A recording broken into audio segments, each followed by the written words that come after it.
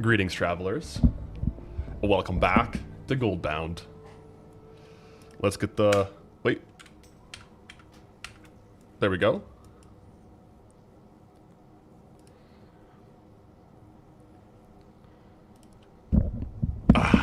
Good morning, good morning. Happy Thursday, guys. Yes, Thursday, normally hardcore day, but with like the limited stream schedule this week, made the call, double Goldbound stream this week, so Thursday Goldbound today. Got some gold to farm. As you guys can see, if you were not tuned in on Monday, we maybe got a new set.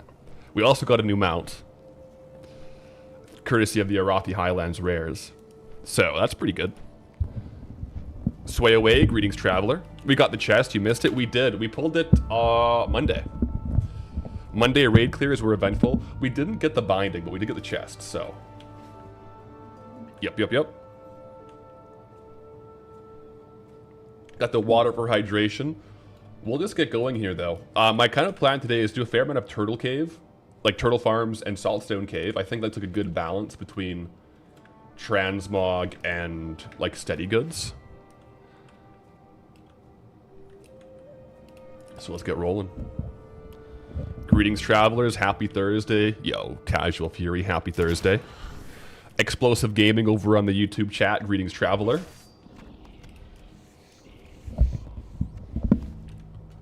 And the turtle grind resumes. I might go ahead and throw up one sec. Not throw up, but like throw up the add-ons. Worth it, Ed Farming Bar. Excuse me one second, guys. I gotta go put the add-ons on. Since Daenerys has the Caverns of Time, does unlocking Daenerys also grant access to all the instances? Yeah, unofficially, yes. What I'm going to end up probably doing is a lot more like I did with Blackrock Mountain, where realistically, as far as like Letter of the Law goes, Daenerys will unlock all the dungeons, but I'm probably just going to like informally assign some dungeons to other zones that make sense, like Hillsbrad and stuff like that, kind of like how we did Blackrock Mountain. So there'll be a lot of dungeons, but a lot of them I'll end up just like not doing until we get the kind of corresponding zone, if that makes sense. But not like a hard rule. I think to make a hard rule on that would be a bit... I mean, like an informal rule is I think good for that. But yeah, they technically will all be unlocked though, yeah. The chest and that bat cost you about 30,000 for 8 knots, but we go again. We go again. Load them up. We don't usually have our helm showing, but we are repping it. Speaking of helm, we better get started with our Darkmoon Firewater hat. I'll probably go back and forth on it, because I do kind of want to have my Night Slayer helm on, but I also want to definitely use this. Let's just maybe not have that be vendored. That'd be good.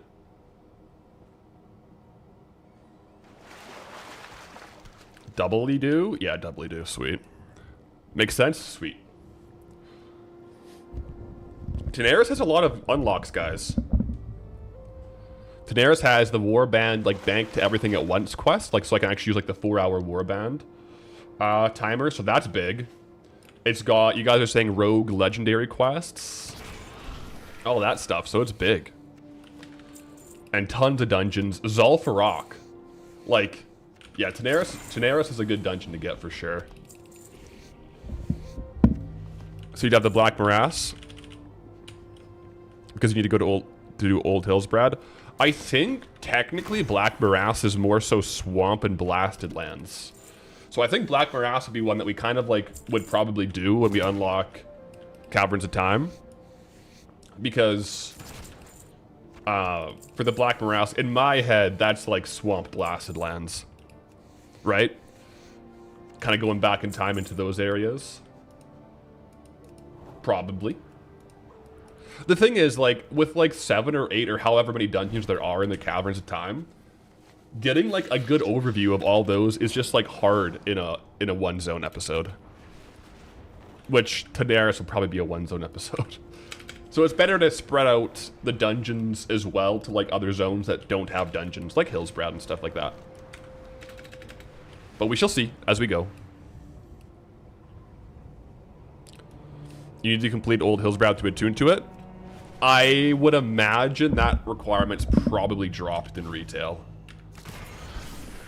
I don't think there's any, like, unless it's like current content, I don't think there's really any active attunements in retail, as far as I know.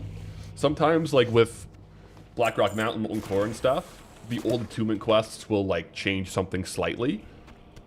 Like Molten Core, if you get attuned, you can jump through the window versus like talking to the Blood Elf. But as far as I know, there's no like active you can't do the dungeon unless you have the attunement.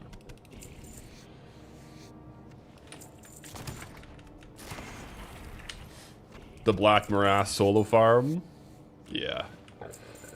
Good old Paladin farm, eh? We shall see. I mean, 1 in 7 chance we do roll Tenaris next, so we'll see. Also, open these bad boys up. There we go. I'm just gonna today do like the 2 big turtle islands with like the super dense turtles, and pretty much go straight to the Saltstone Cave. Try to access some Transmog while we're getting consistent gold as well. Yo, TN, greetings, traveler. Poor turtles escaped the flood just to be ambushed by a guy in leather. Not just any leather, though. Not just any leather. Night Slayer leather. Turtle Slayer leather. How'd my week go? It was good. So we streamed Monday, and then Tuesday and yesterday, no stream. Traveled for like a IRL thing, but we're back now. Lots of driving. Lots of driving. It's a busy week around here. Did they respawn, actually? One sec. No way these guys respawned. No, I just missed one. This weekend is like a family wedding, and I have like total like probably 20 hours of driving, so there's no stream tomorrow either because we're driving. There will be a Goldbound though, so we've been doing that. Should be scheduled for Saturday morning as per usual. But bit of a wonky stream schedule this week, just with like some IRL events going down. But it's been good. This next one I'm going with Pathwife, so we can share the driving, which is good.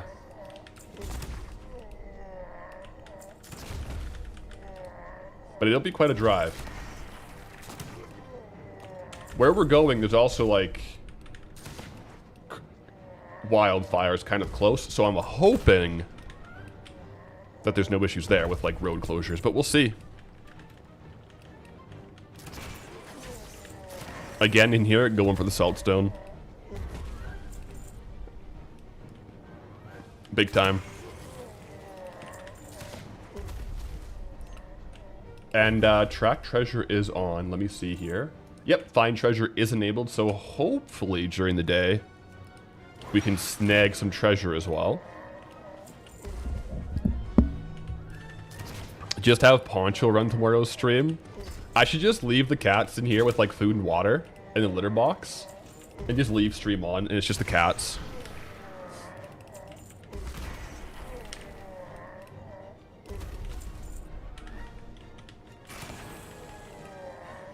Needles used to have a very rare sword drop from centaurs, but I think they drowned it in Kata. No, it's back. We got it, actually. They technically did remove it for a bit. It was brought back in BFA or something like that.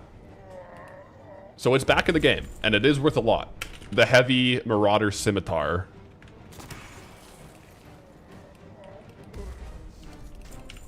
It's a very good item, though.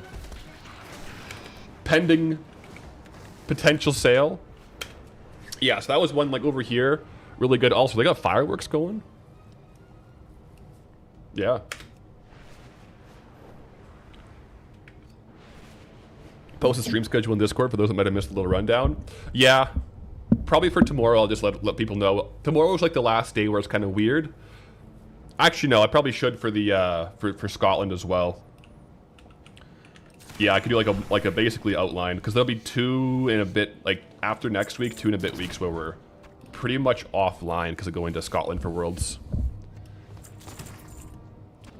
Busy August. Busy August.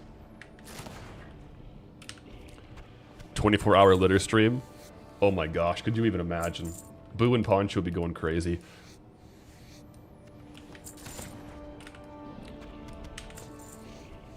Just leave them logged in my hardcore character too. Imagine that.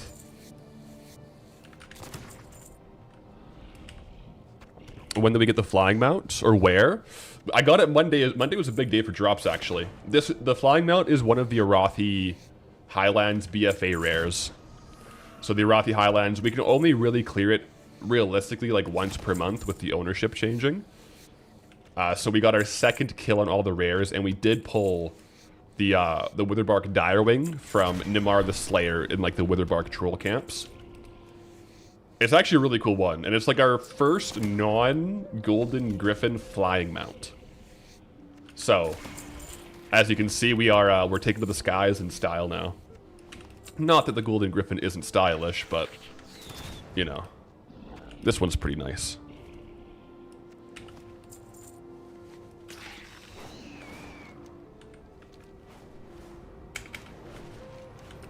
Come back to 15k new subs and a stream of Amazon delivery trucks dropping off catnip and kitty treats. Oh man, could you imagine? Oof. If Boo and Poncho could do an Amazon stream, GG. I guess I gotta spend a little bit longer doing the transmog if these things take this long to respawn, so. Because yeah, these turtles are still respawning, it looks like. Yeah, Boo and Poncho, they don't really have catnip much. I think they had catnip once or twice at Pathwife's parents' house, and Boo doesn't really care, but Poncho goes crazy for it, like absolutely mad. Be bad. But yeah. Yeah, we'll be back. Monday will be kind of like as per usual for the week. Unfortunately, no hardcore today.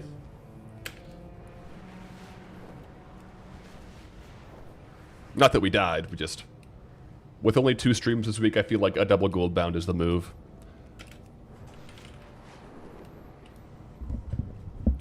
Boo can handle some dark moon fishing easy. I feel like fishing, as long as you're not moving around, is something that you could probably train. Like if you had a dog and 2 buttons and one was like cast and one was reel. If you hooked up like your computer to like a treat dispenser where every time they successfully reeled in a fish, like every time they cast and then reeled in a fish, it would dispense a treat. I'm sure you could train a dog to fish in WoW. I don't know if I could train Boo or Poncho. Stella? It wouldn't be very efficient because she would definitely like hit the button too many times, but like sometimes it would probably work.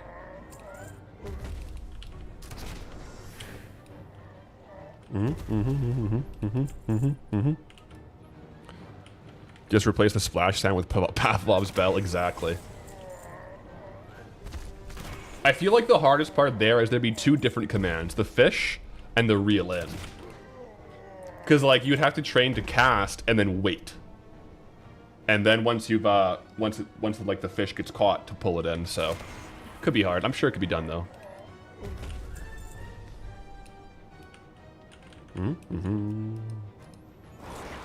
Was in the ad, what's going on with the sketch? Won't be live tomorrow, got a family wedding. But then regular schedule next week. After that, I'll probably post about, because I'm going to World's Strongest Man for Natural Strongmans over the drink in Scotland. So after later August, there'll be pretty much no streams, but I'll probably drop a Discord update on that too.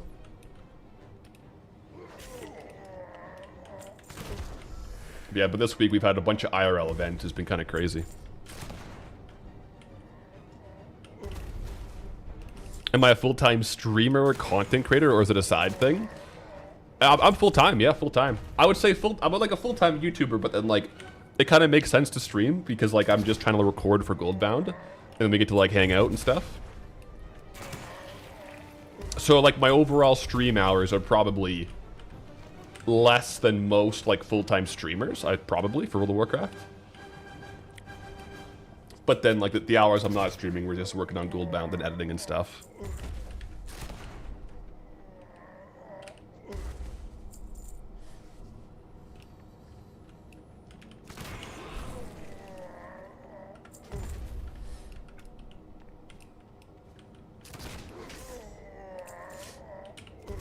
Congrats on chess, the VOD. Was so happy for you when I missed it.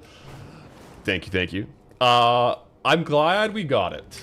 And honestly, getting chest before the bindings, it's kind of nice because like we can actually wear it now. Whereas like if we got the binding, we're still waiting for the other zones to unlock that, right? So we can still continue our molten core runs over time. Get the binding. We'll see. Maybe we continue going south. I might do, like, honestly, a couple centaur kills just to add a little extra time for the nut crabs, the turtles, to respawn. One of your cats loves bounce laundry streets. Have to be really careful. Oh, because they'll eat it and throw it up? Oh, yeah. And I feel like laundry sheets, like the dryer sheets, I feel like those, like, randomly fall off clothes after you do the laundry. They can be all over the place. Definitely gotta be careful with that. Definitely.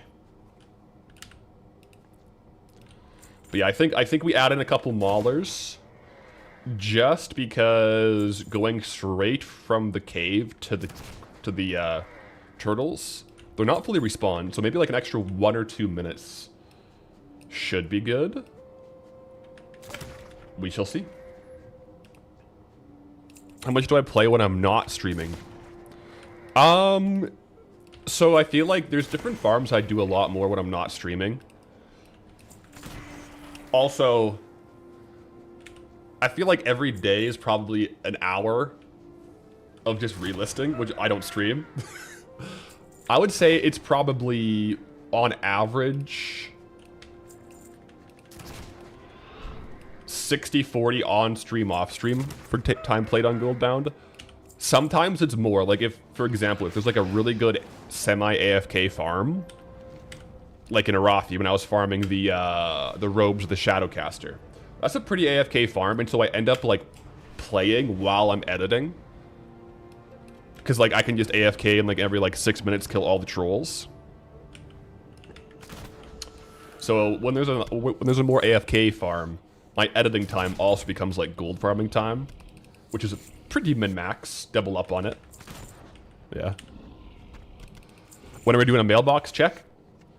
So, I'm going to have a Goldbound episode coming out on Saturday. So after stream today, I'm going to be finishing up the episode and clearing up the mailbox to have the mailbox clear in the episode. So we shall see. We shall see how close it is to the token.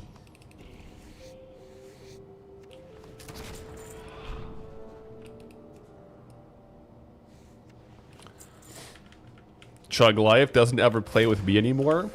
What are you talking about? We play all the time. But yeah, I mean, I guess like offline, like off stream, I am doing like Goldbound a lot, to be fair.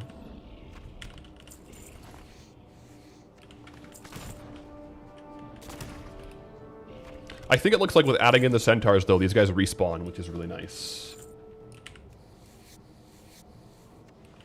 If I were going to put odds on getting a token this week, how high do I think it would be? 50-50. Yeah. We either get a token or I guess we don't.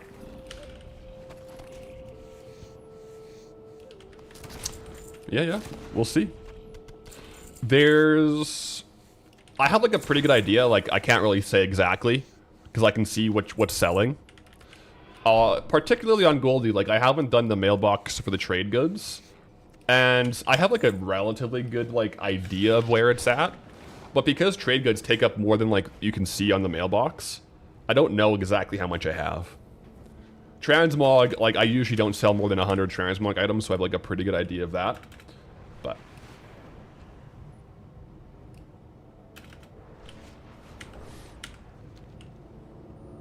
playing it safe. Yep. 50-50. I would say, like, it's very possible. Like, we have some, like, very valuable items, right? On the auction house. So anything's possible. We're getting, like, a lot of random drops here, too. But yeah, I mean, at this point, last week in 1,000 Needles, we spent a lot of time literally just going for Transmog. And that was my whole plan, is like last week, stock up on the Transmog. We have over like 350 unique Transmog items for sale from 1,000 Needles and RFD. And then this week, I'm more so just like reposting Transmog and doing steady farms. And the turtle farm is like a really good steady farm. So it kind of like helps you, that's how you like maximize it, right? You put the sunk time into like getting the Transmog, and then while you're trying to sell it, you can just do steady farms. Because right now, as we speak, I could be selling Transmog. Versus like if I did steady farms first and then farm Transmog, it's like still good, but not as efficient, I don't think.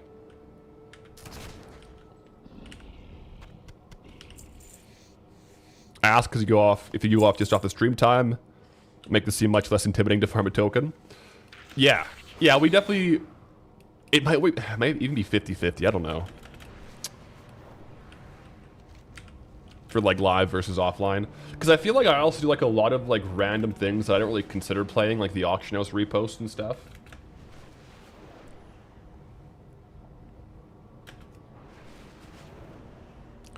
Wish you could pay for no auction house fees with a WoW token. Man, especially in this zone where the green items vendor for a lot, you have to be really specific and really careful about what items you're trying to sell in the auction house. Because 10, 15 gold vendor price items, it costs almost like a gold to 3 gold to post the item. Which doesn't sound like much. But when you're posting 2,000 items, if the average price is 1.5 gold to post, that's 4,000 gold. Yeah. Kind of crazy.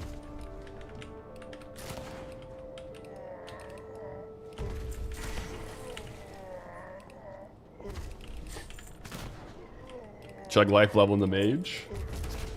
Yeah, we'll get that the ZF run next week, probably Tuesday. Our Thursday hardcore got overruled by Goldbound. Good, almost 43. Okay. You know what? It might be better to do Zul'Farrak maybe next week, closer to like 45, 46.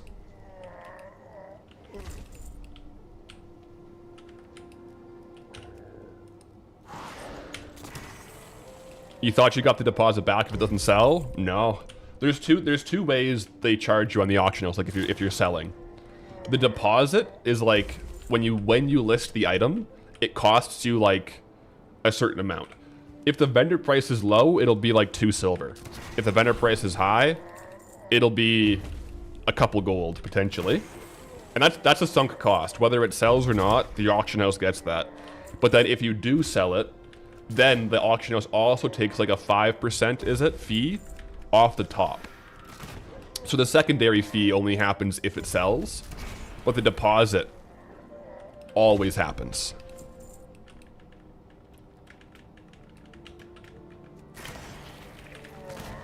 They're getting it when you're listing and when you're selling. Really what it is though, it's like an anti-inflation mechanism, right? Repairing, buying like really expensive items from vendors, auction house fees, those all reduce inflation in the game. It's trying to limit like the total gold, because so much gold is always going into circulation, right? Every quest you do, every mob you kill for vendor trash. Yep. Adding gold. So the auction house fees take a lot of gold out of circulation. The auction house cut, like the 5% if it sells, is definitely bigger though.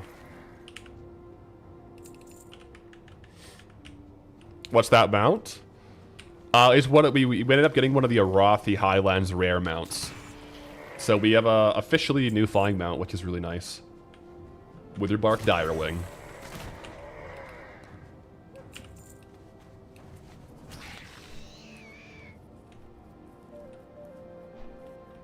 Might catch path soon unless the head shaving begins. Yep. I have a, it's good now actually for hardcore. I got a UPS, whatever. Basically the battery bank, so if my power goes out, it can stay online for like 10-15 minutes so I can log out of hardcore, get to a safe spot. Also good to have in case I'm editing and the power goes out, I can save my file, right? Imagine, like, I save as I go, and I think there's like a lot of autosave on DaVinci Resolve. Like, I've never had an issue of power going out and losing my whole edit, but it could happen. So this way, if the power goes out, I got like 15 minutes to like save files, close out. If I'm on hardcore, get to a safe spot. So we do have that now, which is really good. But yeah, if I do die before 60, it is shave head. For any reason. If it's a power outage, if it's a DC, doesn't matter. Shave head. Currently level 46 though.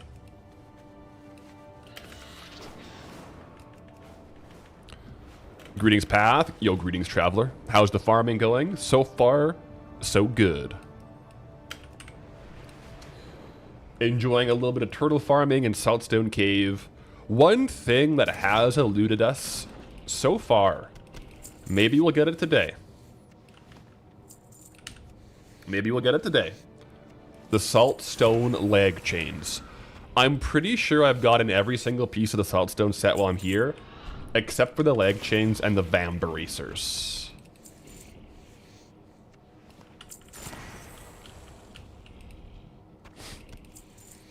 Yeah. Leg chains and Vam bracers. So we'll see. I would love to pull the leg chains today. I think that'd be really sick. They're also so valuable. Yeah. Plan only works if the routing device between your IPS and your home has independent power. That's not the case often enough. If the routing device between... Yeah, like my modem's plugged into the power source as well.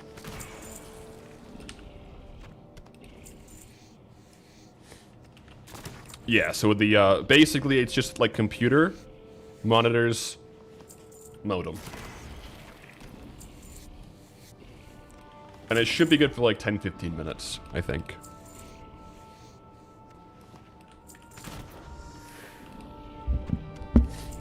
Was a lore video uploaded yesterday from a while ago? Yeah, that was the one I had done. It was actually put on the main channel. I decided to move it over from like 9 months ago. To be honest, I had scheduled it. I was going to have it come out like later this month.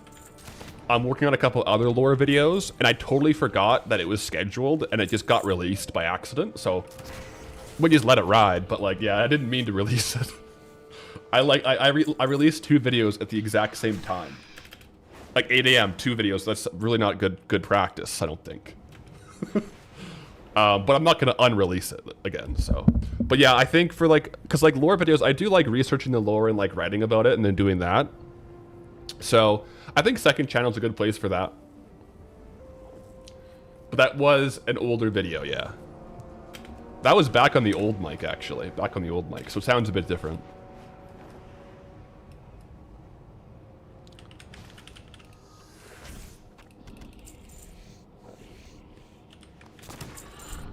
Oh. Wait, did you miss Full Night Slayer?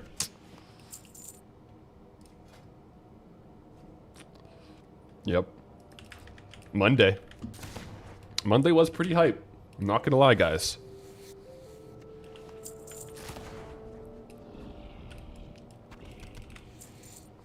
A lot of vendor trash coming in, too. That's what you get for being busy.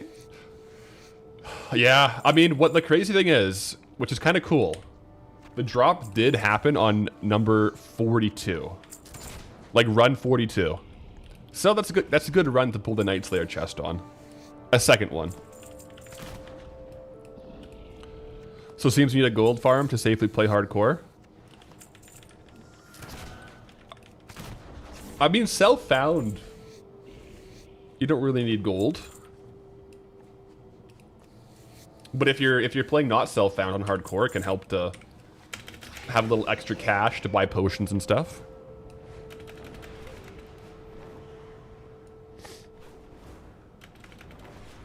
Yo, yo, yo. How many scales we're getting per hour? So right now, I don't know. I did test like a full zone clear. But for that, I was doing a different route. Like, so right now what I'm doing is the 2 Turtle Islands, Saltstone Cave, and then like a minute over at these guys. Because that just allows the 2 major Turtle Islands to reset. Whereas before I was just going to like every single spawn for skinning only. I forget the exact number though for that. This one will be a bit lower though. Because I'm stopping skinning every now and then to get the Saltstone Cave, go for a little bit of Transmog. I think it's a good mix-up though. Changes the pace and gives us a chance at some like high-value goods as well as trade goods. So I mean, you need to invest into the power backup, which probably takes a bit of bank. Oh yeah, yeah. Honestly, like if it was only for hardcore, like, and I was like not streaming, I probably wouldn't have bought the backup. But like, it's kind of really annoying too with the stream for the stream to crash. So, because especially like we had a situation a week or 2 ago where it was literally like a 1-minute power outage, which basically then shuts off the stream. And then we have to start a new stream. Especially with YouTube, it's like you got to make like a new scheduled stream. Oh, Saltstone Helm. I guess Loot Appraiser was not running, but nice. Saltstone Helm, guys. But yeah, especially with editing and stuff like that, it's just good to have. The one I got was about $300, the power backup. So, yeah, I think it technically also operates like as a surge protector. So if my house gets hit by lightning, it should blow up the power supply instead of my computer's power supply. If that makes sense. Because it's acting as a buffer between like the house power and my PC. So that's also a bonus. Protect the expensive editing PC. We'll never forget you lost your level 59 to a power outage. Oh.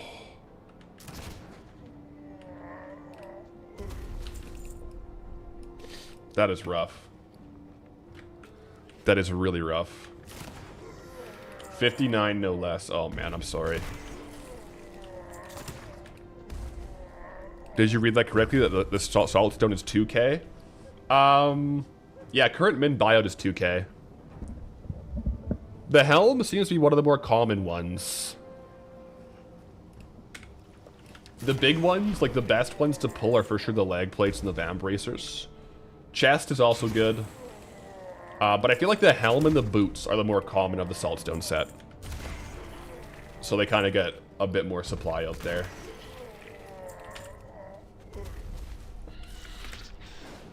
But yeah, here's the new mount too. 2k is 2k? Yeah, 2k is 2k. That's like an hour of farming copper ore, if you put it into perspective. We should just like not count gold per hour and just say this farm is worth 3 hours of copper ore farming. That way everything feels better.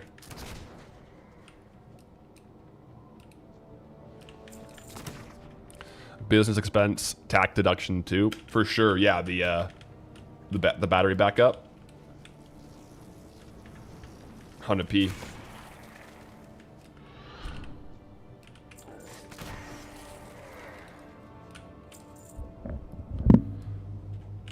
Where's the bat from? The Arathi Highlands rares, actually. Finally got our second kill on all of them, and, well, we got some drops.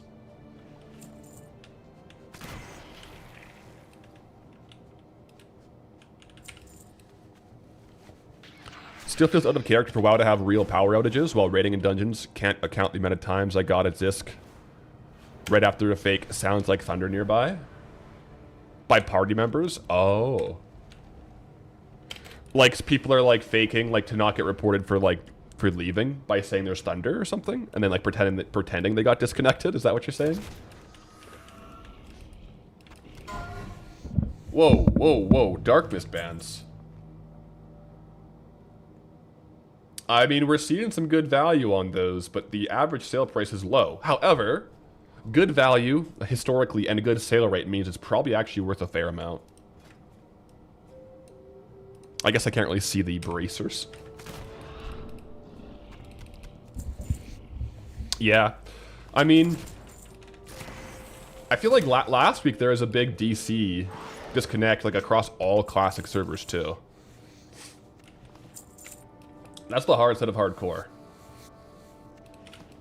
As well as you play, you can always just die to something outside of your control. Now, server-side DCs outside of control. Technically speaking now, home power outage is relatively inside of my control, so we got the thing now. But it's kind of like annoying to have to deal with that. We don't have too many power outages. It happens a lot worse during windy seasons. Like in the winter, we'll have power outages. I'm relatively remote where I live. So there's like a couple power lines, and if they go down, everywhere around me doesn't have power for a bit until someone gets out there and puts them back up.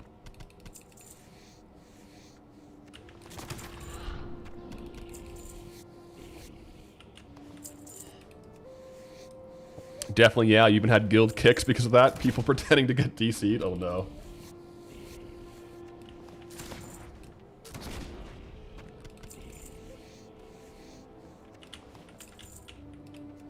Yeah. Path lives in the middle of nowhere, off-grid. Just imagine being fully off-grid would be kind of sick. Not have to worry about power outages, just have like massive solar farm and like massive battery banks. Could do it.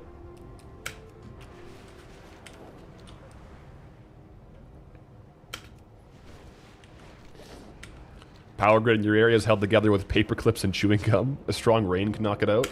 We may live on the same grid, man. It sounds like we might be on the same grid. What's the add-on I use to display the dropped items? This one here, this one's farming bar. But the one where it pops up is loot appraiser. On my channel, I did like a video of my top 5 gold farming add-ons. I go a little more in-depth onto the add-ons there. If you were curious, a little more nuanced on them, that'll be the video. You had a huge DC over the weekend during a boss fight where most of the servers were taken offline for an hour or something. Jeez. Yeah, that's scary. Hopefully not hardcore. We got the Saltstone shield. It's titled Saltstone, but it doesn't really match the set. I guess it kind of does. It's definitely worth selling. It's the first one that we got. It does share appearances with 4 items, though. Astral Guard, Mill's Shield, and Monstrous Shield, so definitely a good one to get. So technically two Saltstone pieces. Which, remember, the turtles can still drop Saltstone pieces. Especially since we're going around the whole zone. Pretty much every kill on turtles doesn't have open world loot bugs because we're just like, by definition, letting them respawn naturally and not hyperspawning them. So that is a bonus to not doing hyperspawn farms like this. It's not bad. Yo, old man Brian, greetings traveler with the Twitch Prime. Welcome in, welcome in.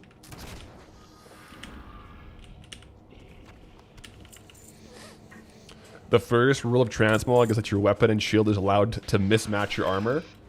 Fair. Second rule of Transmog.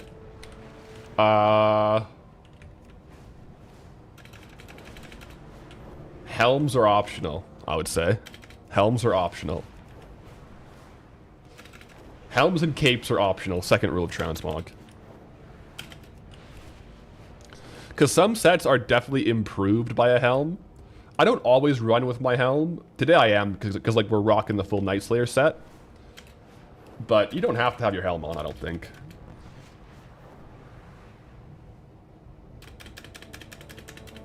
But wait, the turtles can drop Saltstone? Yeah, I think it's a lower chance, but they can.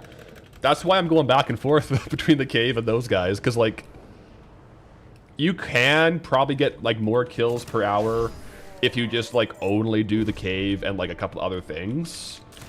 But this is like a really good balance to let the turtles spawn and let these guys loot box. Yeah. Reset. T-minus 24 minutes on Dark Moon Fair Fishing Hat, by the way. Yo, 5 up, bro. Greetings, traveler. We are indeed rocking the full Night Slayer chest and set. So we have full tier 1, tier 2 now, right? We got Night Slayer and Bloodfang. I also threw on the chromatic, like what are they called again? Chromatically tempered sword and Maladath, yeah. I still have my power torrent enchant on.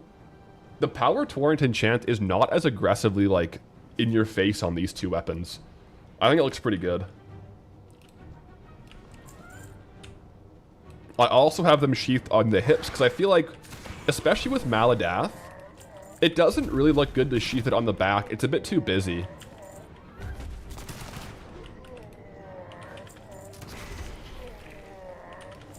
A bit too busy, so I kind of like the standard sheath on the hips. It's pretty good. You were raiding once and there's a huge earthquake where you lived. Power run out, core memory given. Was quite annoyed with losing your raid to a real event of nature. I've had that too. Not an earthquake, but I've had it where like I feel like maybe I'm just misremembering and I was watching a clip, but I feel like someone had to leave because there's like a tornado. Just like natural disasters can happen. That was probably a clip I watched. I don't think it was in my group.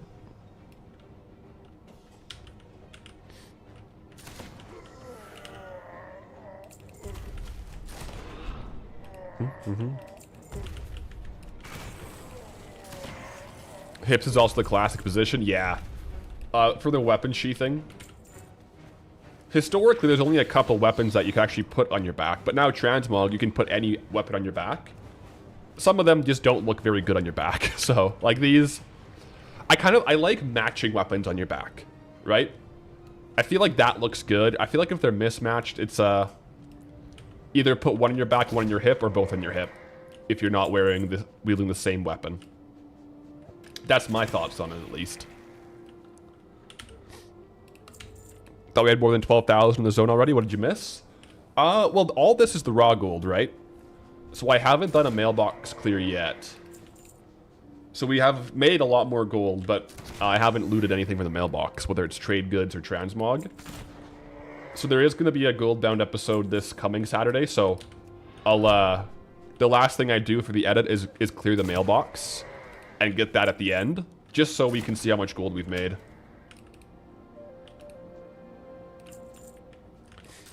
But yeah, that's just all raw gold, like looted in vendor. Not bad amount of raw gold, might I say. Will I be doing Zul'Farrak on Hardcore this week? So I forgot a couple of the events I had this week, like where I can't stream on certain days. I totally forgot about the wedding that it was this weekend. So in lieu, because I can only stream 2 days this week, so they end up both being Goldbound days.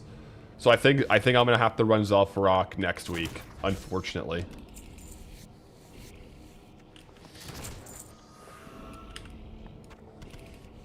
Yeah, otherwise, because today would regularly be like a regularly scheduled hardcore day, but I just wanted to do, if I only have 2 streams with it being Goldbound, I think is the move. That's okay, it gives you time to catch up, get over leveled, yeah. We'll definitely have, we'll have Chug on the mage, Ace Wally, ready to tank, okay. Get a little bit leveled, get a little over level for tanking, okay, so we could have Ace Wally on the tank, Chug Life on the mage. Then I can DPS or heal.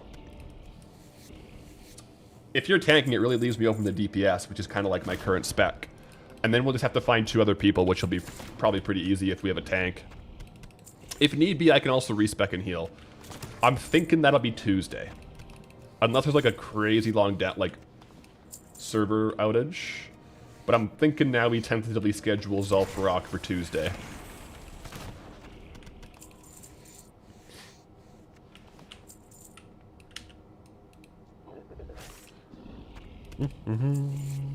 Golden Yo Cutie TV, greetings traveler. 99% chance of zone roll on Monday then. I think it's very possible. Yeah. We shall see. Because, like, well, I'll clear the mailbox tonight, because I'm gone. I'm driving all day tomorrow, so the Goldbound will be scheduled tonight for Saturday morning. So I feel like if we don't have enough gold tonight, it will probably be a situation where we just farm Monday until we get it. Obviously depends how far and how much gold we would need. But we'll see. I'll see where the chips lie after. Sup, big dog. After we clear mailbox. Also, yo, Red Dye, greetings, traveler. Sup, big dog? So far, so good. Worst case, 24-hour gold farm stream. Best case, it sounds like. Hey, might have to run it. Crazier things have happened. Man, the item value you would walk away with 24 hours of RFD would actually be insane. You'd walk away with, like, probably 4 to 5 million in item value. A lot of it would be duplicate value, though, so it's kind of like you would end up vendoring a lot of it, because, like, you get the same items over and over. But it would be a lot of item value.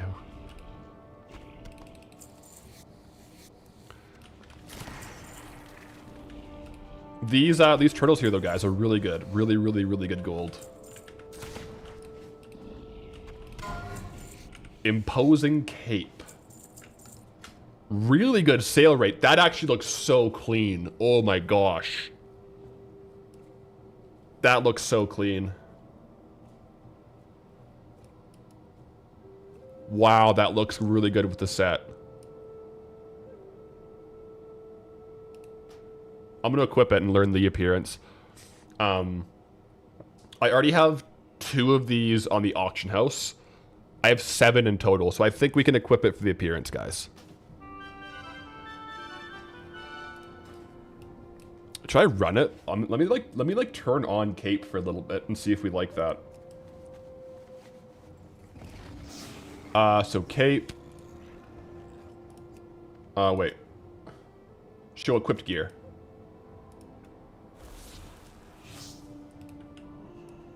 It's kind of nice. I'll leave it for a little bit.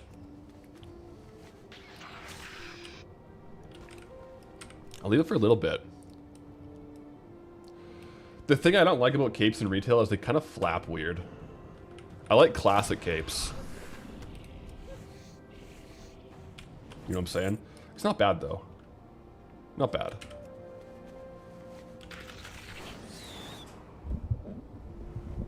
So mailbox clear on VOD, not stream. On the video, yeah. Yeah, like the edited video. I feel like VOD implies like a stream recording. But yeah, no, it'll be in like the actual Goldbound episode. Usually, we'll do mailbox clears on stream if it's like the day we're like getting the token, like for sure.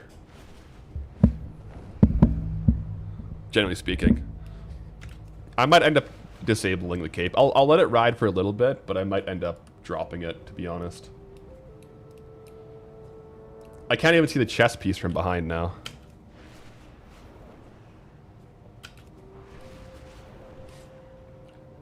What's the deal? I gotta get back on the weekly Goldbound release schedule. Get back? We never had weekly Goldbound, guys. I don't know where this has come from. We try our best, but I don't think we've ever been on weekly Goldbound. Some weeks we got back-to-back weeks, though. But my whole ethos, especially with like the YouTube stuff, is I want to make sure the story arcs, timelines is pristine, you know? Quality over quantity. I think, yeah, like it's usually 2 to 3 per month-ish. I do think the quality of the uploads, as well as like the quality of the not the quality of the progress, the amount of progress on like every other week is kind of ideal. I feel like going forward it's probably gonna be every other week for the most part, unless there's like a crazy week where it's like makes sense, but Otherwise, it's like a weird kind of inverse relation of like amount of time in game played versus editing time. Because weekly, it's like the amount of time to edit the episode, unless you have shorter episodes, is the same. So then there's less time played in each episode.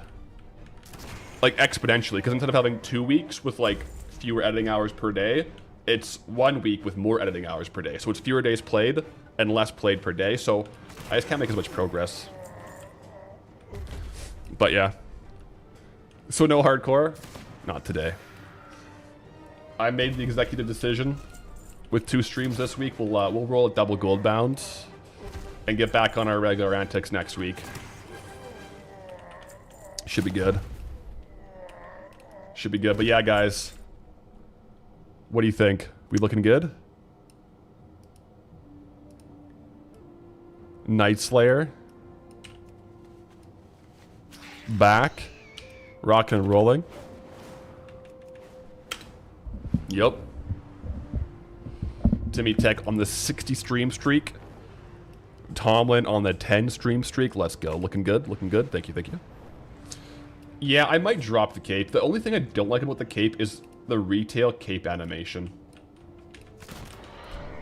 So we could drop it. But we look pretty regal, I'm not gonna lie. It looks really good from the front. Really good from the front.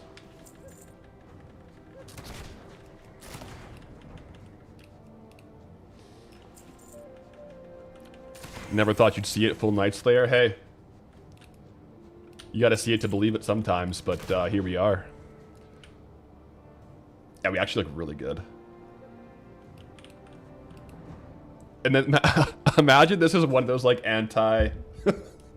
Imagine, okay, Blizzard should do this. For, like, you know, like, the captcha, like, to prove I'm not a robot? Have a screenshot like this, and it's like, click all of the squares with swords in the photo. And then there's, like, a square here, a square here, a square here. And it's like, if you click over here, it's like, there's no swords in that square.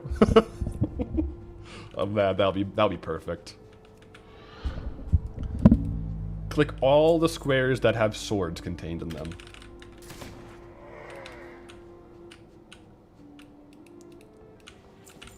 And then it's like, are the action bars swords? Classic.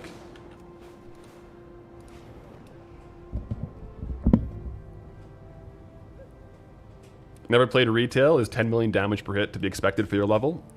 Gooch Choof, good question. Basically, retail, if you're over leveled on the zone and you go back to these old world zones, you become a raid boss. So if I went into current content, I would be hitting for like not even close to this. It's just because it's like a function of like the weird level scaling that like the shots are insane. Because like right now, if you're in current content in Midnight, like what is good DPS? It's like probably like what, I don't know. Let me look it up.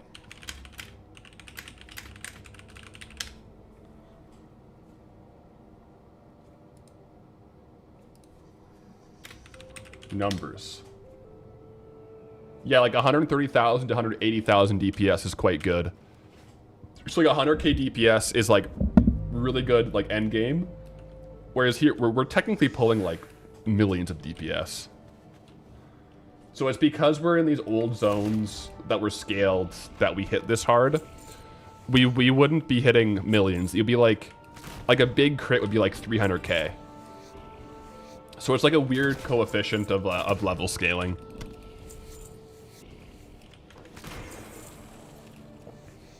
There's been times in expansions where it's been higher and like good DPS is like 1 million. But it really depends on if they've just had a stat squish or not, right? Over time, things change, DPS changes. Good DPS is around 100,000 to 200,000, yeah. So there you go. It's kind of like a weird retail thing. Whereas if I went to Midnight right now, I probably pull like 2,000 DPS. It's like crushing blow when you're over leveled. That's probably a good way to phrase it. Yeah. Even then, our gear isn't very well scaled. Does the gear scale with you, or am I still using underleveled gear? I'm still using underleveled gear. So, like, if we look at my gear, it's so scuffed. I got, like, random 38 item levels. My highest item level stuff is, like, 68. So I'm item level 49. Which is really low. But the fact that I'm just, like, so over-leveled, I just one-shot anyways. There are situations where I don't deal as much damage. Like, when we were in Alderman, but back in Badlands, I could do the classic version of Alderman, but then also the Dragonflight, I believe, version of Alderman. And that one, like, the boss fights took me, like, 10 seconds. So the scaling can be different based on, like, what expansion it is. It is kind of, like, really nuanced, though. And it doesn't make sense. So, like, random mobs would be, like, scaled because they were released in a different expansion. For example, in Red Ridge, there's one spider rare, Noel Feaster, who scales. And, like, I couldn't kill him for a while. Until I got better gear.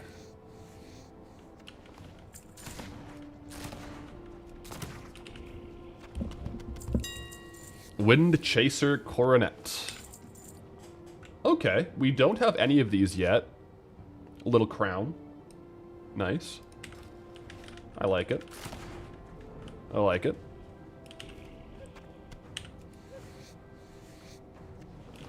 Never thought about level for this challenge. It's interesting. There is, you know, there is a realm, a world where, while we were leveling up, because we're level 84 right now, current max level in retail is 90. So we are, on this level, I'm about halfway through, and we have 4 days played on this level.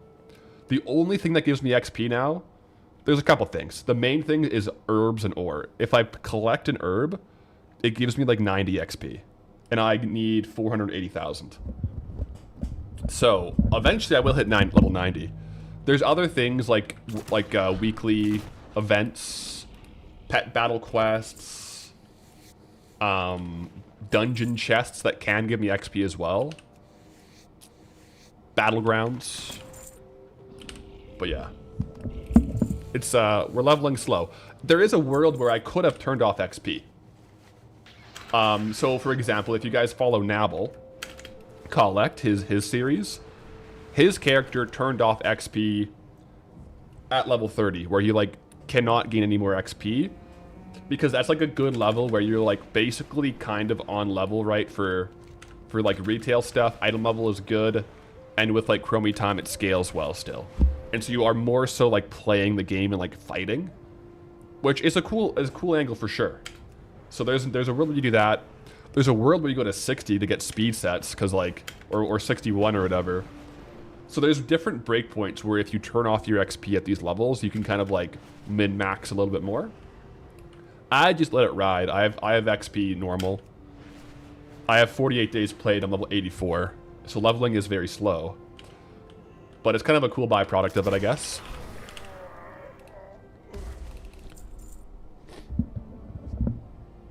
It's non-retail player here. So in retail, you can scale a zone back to its classic levels and still get the same current drops and loot as someone who has scaled properly. It's kind of weird. So up until level, basically 11 levels below the max level, so up until level 79, you can do what's called, like, Chromie time, in which case you're basically telling the game, make the zone scale to my level. And then if you're level 34, all the mobs will be like level 34, and you get drops for your level. Once you're above that level, now that we're into 80 to 90, we're, like, in end game content. So every single mob is maxed at 30. So it depends if you have Chromie time on or not, for, like, how it'll scale and how the drops will scale. Because if you have Chromie time on, the levels of the mobs and the quality, like, item level of the drops will scale with you. Whereas for me, because I'm, like, basically an endgame character coming back here, it's just like they're level 30. Will Chromie time work for any zone? Yeah, you can Chromie time and level in any zone you want. So you could, there's some restrictions, like, I don't think you can go to, like, Cataclysm zones unless you're level 30. But you could theoretically level up only in Burning Crusade. And then, yeah, the more recent expansions, it gets a little bit more skewed, where it's like, you have to play, like, the most recent expansion, level 80 to 90. And maybe even War Within. I don't know if you can Chromie time War Within. So the most recent couple expansions sometimes are a bit different, but yeah, you can just like Chromie time level up to 80 in like Wrath, like doing Borean Tundra and stuff, which is fun. Like if you're getting back into the game, you just like pick your favorite zone and go quest in your favorite zone, and leveling is pretty fast.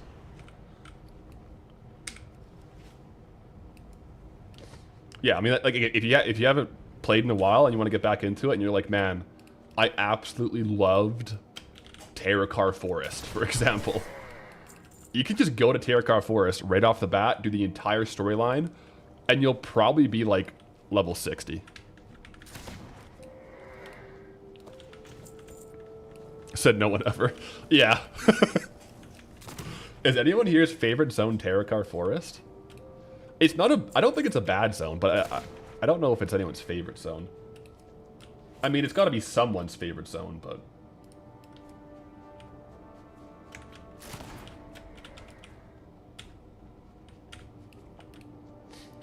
So if you wanted to do Wrath zones, you could start at Northern level 1 in Quest. Northern, yeah, you'd have to start at level 10. So you see here, it'll tell you, like, if there's any limits on it, like 10 to 30. Yeah.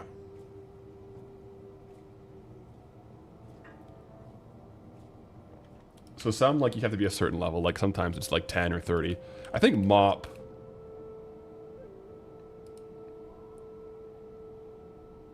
I don't know. Yeah, there's also, like, a lot of things that work kind of weird in it. You could go to Vashir only if you wanted.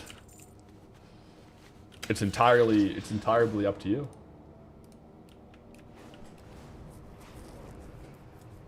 You're in level 30 raiding guild and retail. It's pretty fun to do. Tier set bonuses don't work.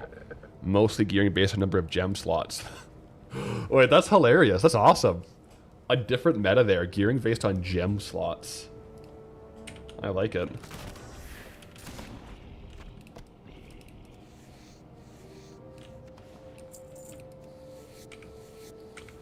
Might have the vendor here.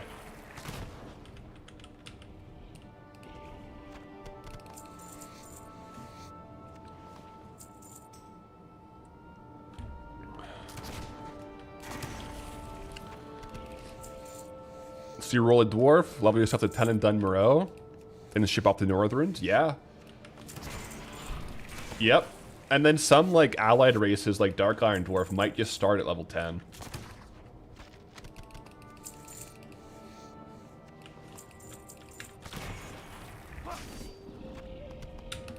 You can also just level up by literally only flying around and exploring.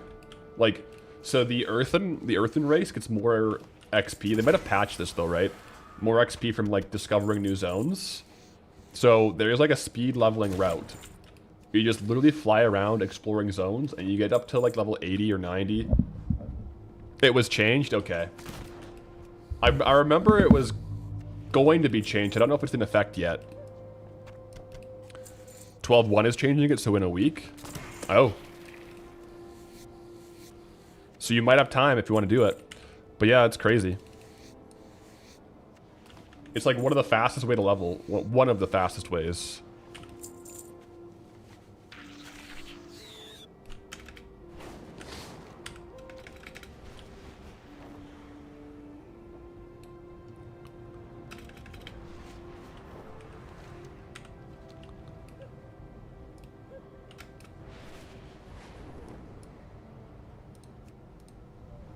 Oops. Yo, Rad with a 10 gifted Patholerics archive channel memberships. Yo, welcome into all the travelers. Over on YouTube, channel memberships does give you access to a couple of the emotes. So definitely, if you just got one of those gifted by Rad, We got some emotes in chat. We got the Poncho Party, Pathel to Stella, Pathel to Boo.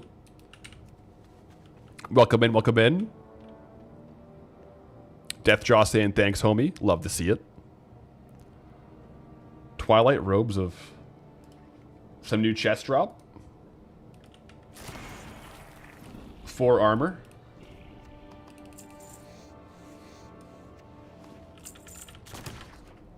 Let me just change my setup here.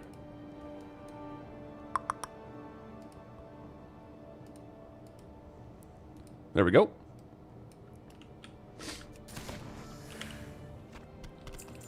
Forgotten doesn't show in retail. Yeah.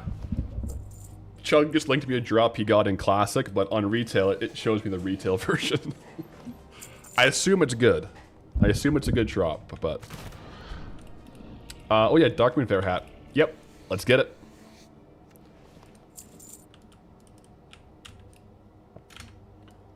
So the Darkmoon Fair is... Oh, that's far out. Yeah, the fishing extravaganza is in full effect at the moment, so let's go ahead and make use of this.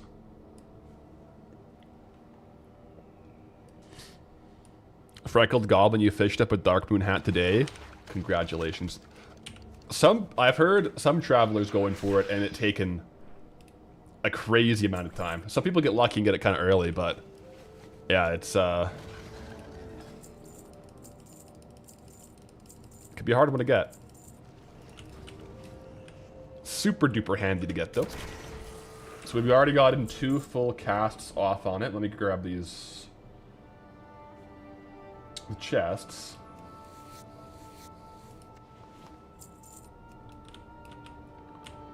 Did I not open it up? I must have opened it up, eh? I must have.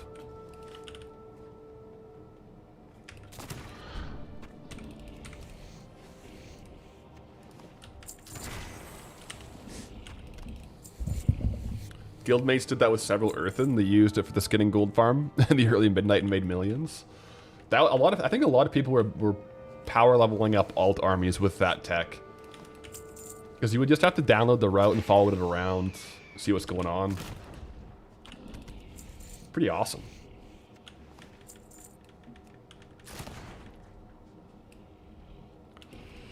Currently equipped chest on Classic, 54 armor, 7 stam, 18 spirit. The drop you just got is 53 armor, 16 intellect. Okay, so we're considering... I feel like the armor's moot, right? You're a mage. So you're losing... I don't know what the classic mage ratio of spirit to intellect is.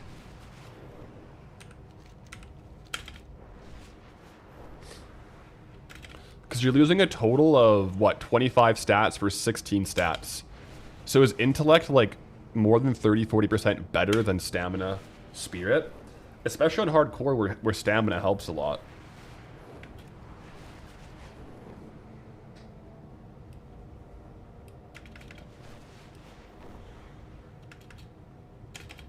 Fished up enough to buy all vendor recipes, mounts, and pets, no hat. So you haven't... that's a lot of fishing then, no hat? Jeez. That's kind of crazy. Yeah, you can go thousands and thousands of casts and technically not get the hat.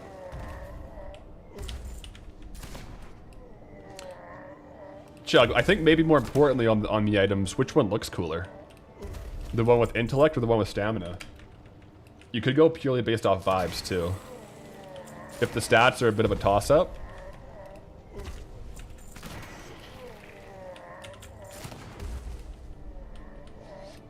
That's always a viable option as well.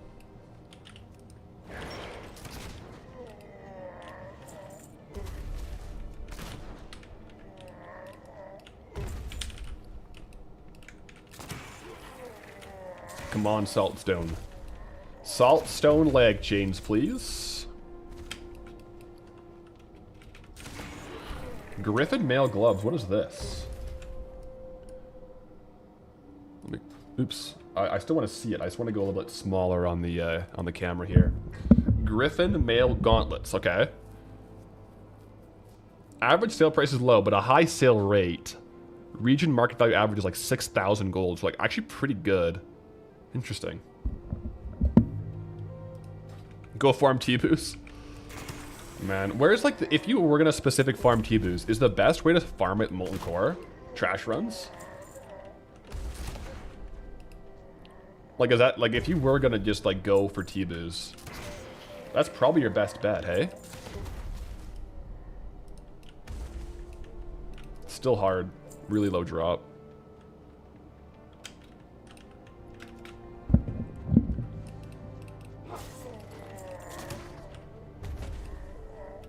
Man, I love the sound of the ogres just falling. The thump.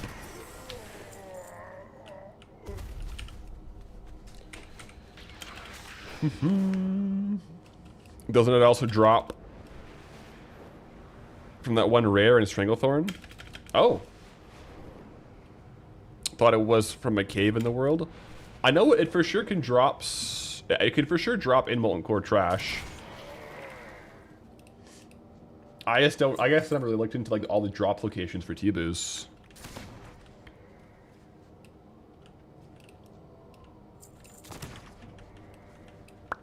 Maybe chests is the best. Mass quantity in chests. So RFD is pretty good. Like I guess it's just like a world drop epic, is it? Or is it like a specific one? I don't know. Yo, Lewis B, greetings traveler with the Twitch Prime. Welcome in, welcome in.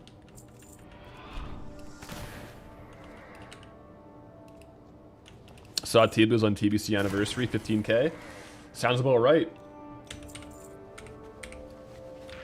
It's not like as valuable as you would think on retail. I feel like it's usually like 600k, which is kind of crazy. I would think it'd be more.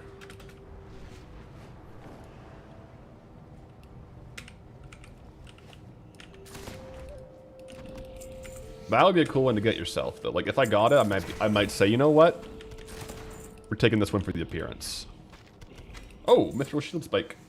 We've gotten a few of these. Got a few of these bad boys right here. Sold one for 175. Yo, Elons and the Raiders. Yo, greetings, travelers. Welcome in. Appreciate the raid, Elon. How was the farming today? Lady Death, greetings, traveler. Welcome in, welcome in. We're getting after a little bit of turtle farming here and saltstone cave farming, so doing our best. Doing our best. Yo, Raz. Welcome in, welcome in. How goes the midnight gold farms? I'm pretty far removed right now from like what is ruling with the current content stuff. Status. Farming 1,000 needles. Still no saltstone leg change though. So we gotta keep trying our luck a little bit. I could mix it in RFD run if we really wanted to. Problem is I don't have enchanting anymore.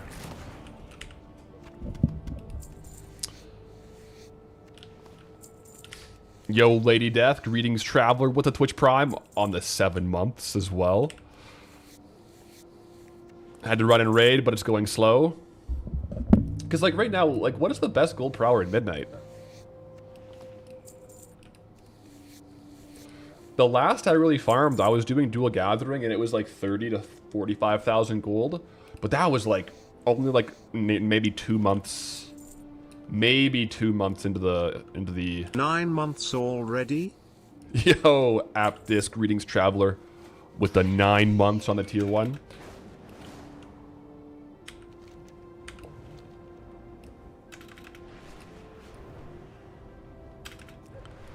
Nine months. We've been rocking and rolling.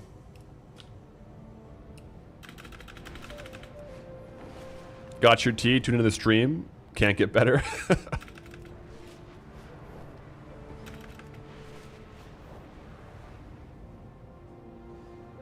No, chat was talking about leg chains a few days ago. There's a reason for that, and it's not camel chasing. There were items that had plate in the name before the male plate patch in Legion. Oh. Then they changed the word to chain, but with a capital C. So back in the day, these would have been saltstone leg plates, but they changed it to leg chains, and they just like had a capital C, like Command F replace all, and they just like didn't double check. I kind of like that. That's cool. Because yeah, the saltstone, like the legs you can get here, is spelt one word, and it's like this, like no space but a capital, like leg chains. It's kind of weird.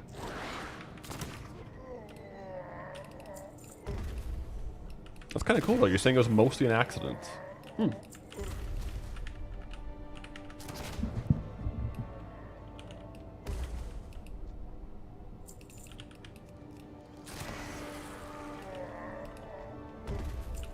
Mistwing, what does a sprinter eat before a race? Nothing. They fast. That is a good dad. That is a good dad joke right there. 10 out of 10.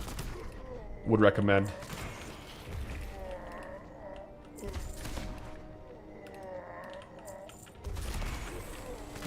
Oh, rare spawns up too.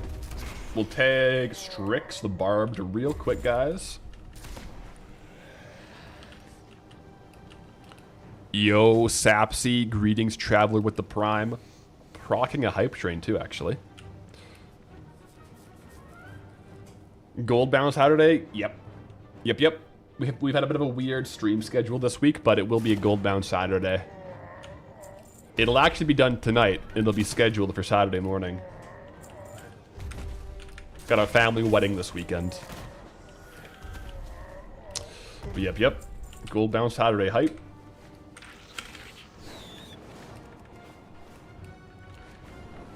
Run back over, pit stop here at the Marauders. See what's happening.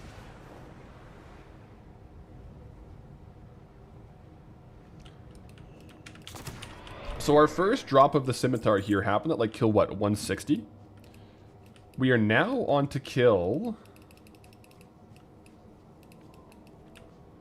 We are now on to 325, so we're over halfway. No, we've made the same number of kills as when we got it the first time. But we got pretty lucky the first time.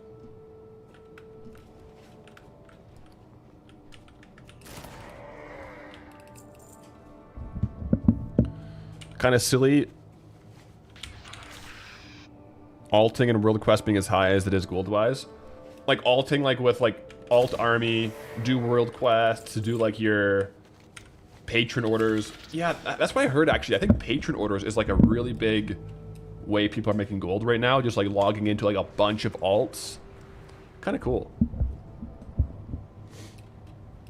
Do I ship my merch or is it drop shipped? It's I don't carry stock, so it's through a print on demand basically, yeah. The more data I get though, because like, I just don't know what size is like, you know? Like you order like whatever, like 20 of each size. So probably down the road, like once we add more, I'll probably end up stocking, shipping out from like a central location here. Because that way you can have more variety and it all be coming from the same package. But it's good to get data on what people like too and like what sizes. Because then you have like a sample of a spread maybe of like what sizes to get.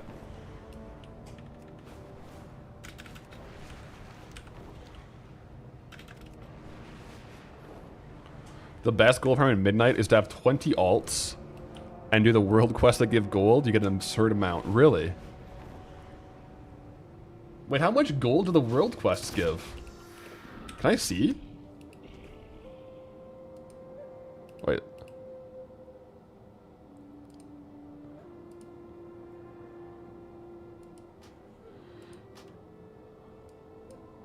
I can't really see the zone. That's the one downside of this this gold lock add-on. I can't actually click on other zones. I'd have to disable the add-on. Like 1,000 each? Oh my gosh. Man, if that's a good gold farm, it is gonna absolutely cause inflation.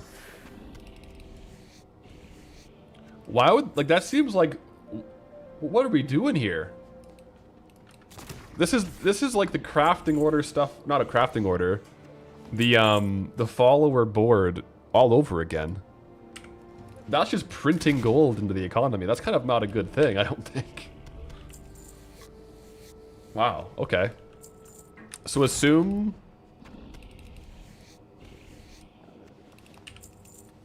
Wait, 1,000 each and they take 15 minutes per character with 20 alt is 20k in raw gold every hour? Wait, so are you saying you would log in... You'd have to have 5 accounts then. Like if you have like a group, like you're multi-boxing. Otherwise, if it's 15 minutes per character... Oh. Are you saying like you can do... like 5 in 15 minutes on one character? Or like one world quest takes 15 minutes for 1k? Because that'd be 4k per hour. I see.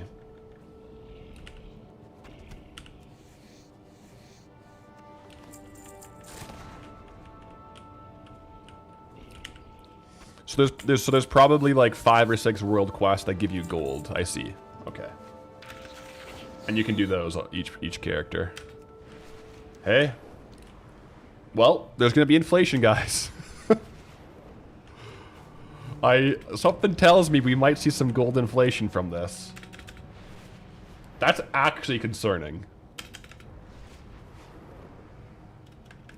Anytime raw gold farms are close to or as good as non-raw gold farms, there's gonna be a lot of inflation.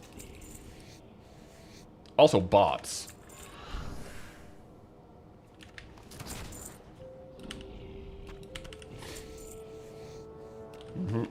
Might be inflation, but repair costs are super high.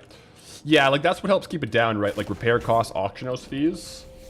But that's a lot of gold going into the economy. Like that's a lot of gold.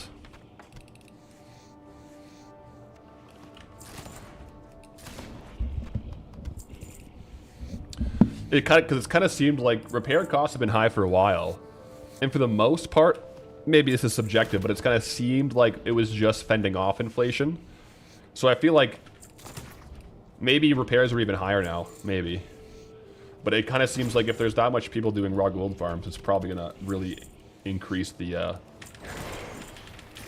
horde.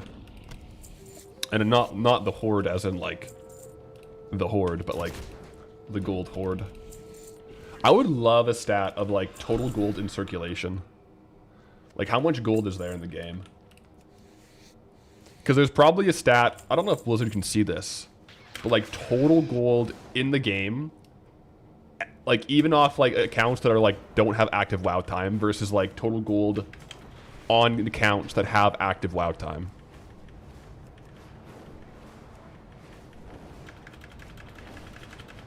Trillions? It's gotta be, right?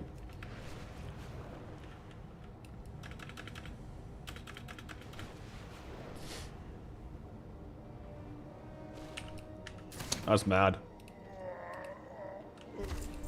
It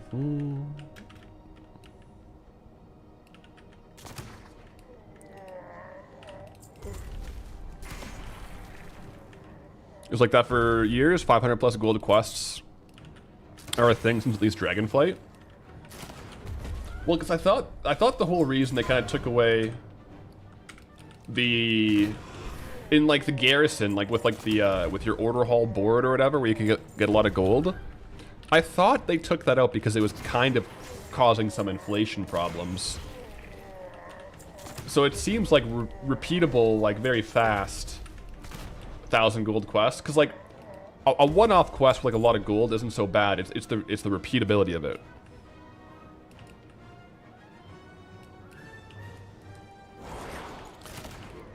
Yo, ding, Gratz Chug Life.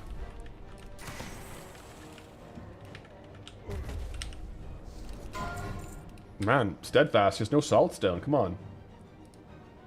Let's pull the Saltstone in, guys. We're after the big drops today. When can we expect to see you doing farming in Final Fantasy? Not that I think I wouldn't like Final Fantasy. I'm just not at a point in time where I want to, like, take a step back from WoW. I think realistically, the next like non-WoW game I'll play, well, realistically, it's RuneScape. But aside from that, like as far as like MMO that I might stream, maybe Guild Wars when it comes out. Maybe. Final Fantasy seems cool, but I don't think I'm at a point in my content creation journey where I wanna hop off WoW. And even then, like, realistically, Guild Wars 2 might be, I might not stream it, I might just play it.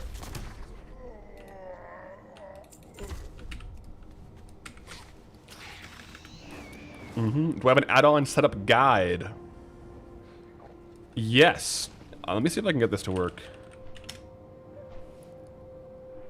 Yeah, there you go. That command still works. So that's the video there where I go over my most favorite add-ons.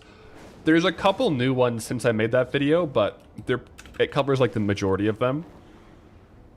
This one here that counts the WoW token is Worth It Gold Tracker by Dala GG, so that one wasn't in the video because I got it afterwards.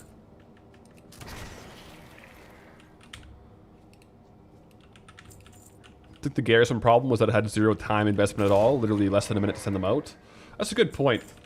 Plus, wasn't the Garrison at the same time where you could do it like on your phone? Like with like the mobile armory or whatever. So like, no matter what, you could just have like 100% uptime on your orders.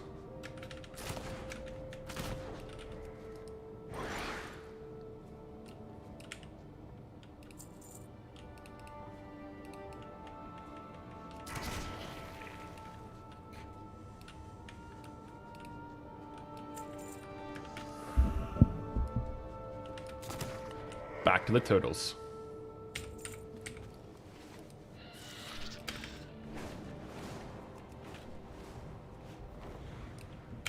Is Epic Flying still 5K? Honestly, I've got no idea. I feel like it might be. I don't know what it's like for a new player though, because I think if you buy it, you just kind of have it on your whole account. And I got it like in so long ago.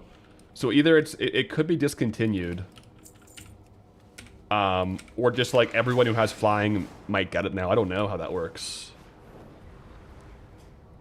I don't know.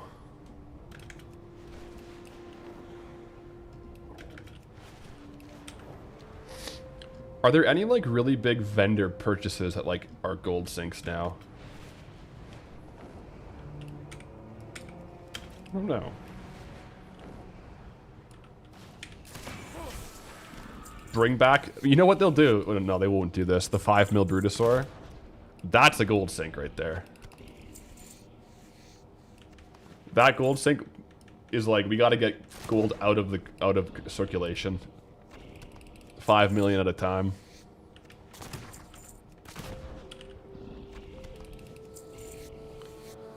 Final Fantasy, you played it for a while, really enjoyed it, but at the time, once you reach a certain stage, it's forced you into grouping with others to progress the game. Solo player though, so you mostly dropped it. Interesting. Yeah, I don't like it if there's no way to progress unless it's like in-group content. I think I like having solo aspects and then the option to group up. I think classic WoW in general does that really well. It's like so solo, but like you can also group up for dungeons or like raids. But you also low-key don't have to. Like you could just level up.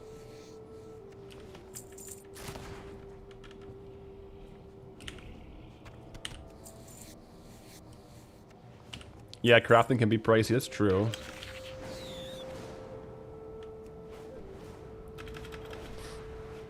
Maybe a silly question, but does the WoW token reduce the gold in-game, or is it an offset? It doesn't really take any gold out of circulation, because it's... What it basically does is, like, the value of the token, it's more so related to... not that one there. Where is it at? This one. It's more so related to, like, people buying it. But, like, the gold you get from the tokens, like, if you buy gold from a token, you're getting it from another player. So the gold is just transferring hands, and I don't think there's a gold tax on it. So, like, if I buy a token for 260,000 gold, the person who paid real dollars to get that gold, I think they get the full 260k. As far as I know, there's no rake on that.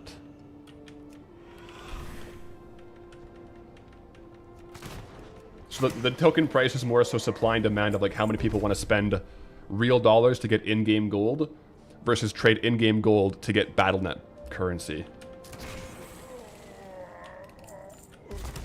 There is a rake on the BattleNet currency because like it'll cost you on a token here. Like if you were gonna go buy a WoW token, it would be $25. Right? Yeah.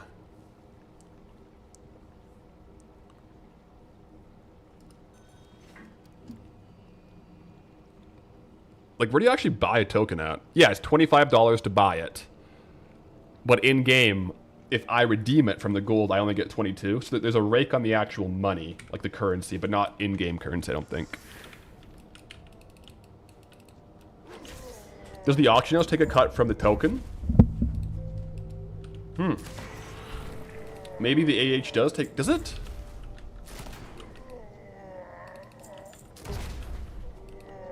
Yeah, I don't know how that works. I guess maybe there is a 5% auction house fee on it. I don't usually go the other way around, so I never really see it. Like, I only ever really spend gold to get my token. Maybe if you spend dollars to get your token, there's an auction house fee off of it. That's very possible.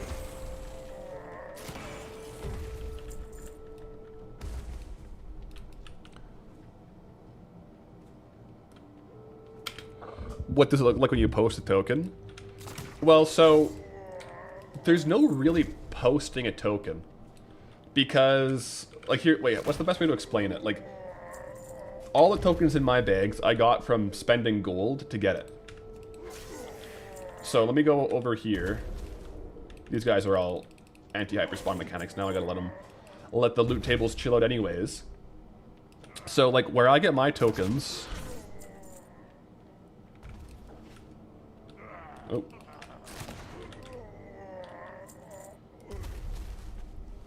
If I go to the auction house, I'm just buying them here. What this ends up being is, like, I'm giving someone 269,000 gold for the token.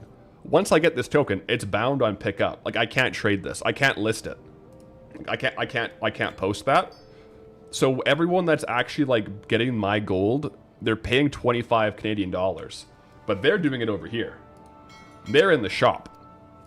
They're buying a token here with cash. And then it's just basically connecting people buying it here with people buying it in the shop. So you don't actually end up listing the token. It's just like the strike price is what the strike price is.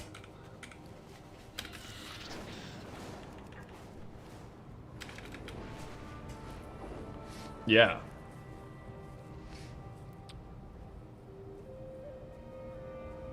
How does it... I wonder what would happen. Like, I've never actually bought a token. Like, how does it work? That's actually a good question. So if you buy this token, I've never bought a WoW token, what happens? Do you get it and you have to list it, or do you... The WoW token can be sold... I guess you do actually list this token. So the one you buy on with cash probably isn't soulbound. Interesting. This WoW token can be sold on the auction house for gold. The auction buyer can then redeem it for 30 days of game time. This token may not be traded or redeemed. It can only be listed for sale. Okay. So I guess if you're trying to buy gold with tokens, you buy it here and then list it. Interesting. I've never done it that way. I've only ever bought in tokens like basically giving my gold away for the tokens. I've never paid cash for a token.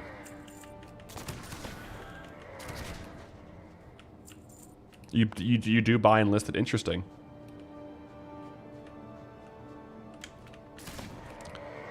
Interesting that folks pay 25 Canadian dollars and only redeems for 22. There's the rake. It's worse for, like, if you look at the like euros, it's like you only get like 60% back. I think the Canadian conversion is actually one of the highest percentages for WoW tokens.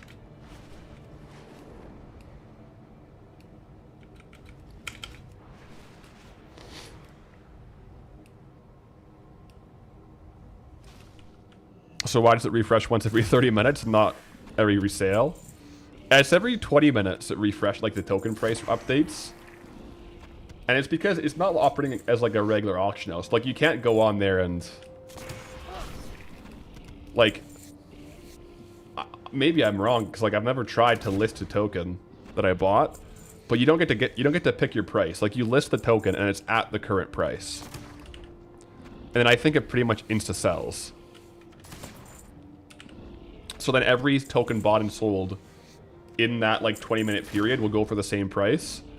And then I think, this is an assumption here, but I think based on how many tokens were bought and sold, if it's more than normal, then there's like probably like a coefficient where it's like if maybe 130% more tokens sell than average, the price goes up a bit. There's got to be some kind of a formula in there. If fewer tokens sell in the next 20 minutes, the price might go down. They probably have like a pretty in-depth algorithm for it.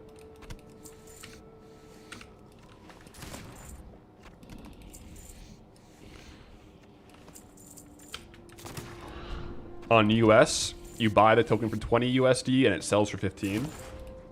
So yeah, it's a bigger spread than the Canadian dollars actually.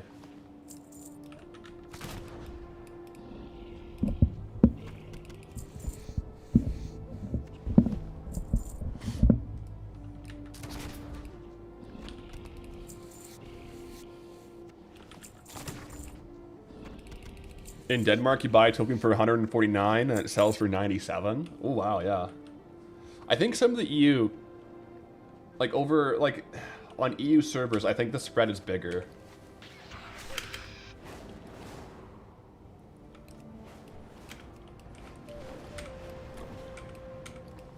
Yo, the Milkman Z, greetings traveler with the Twitch Prime. Welcome in, welcome in.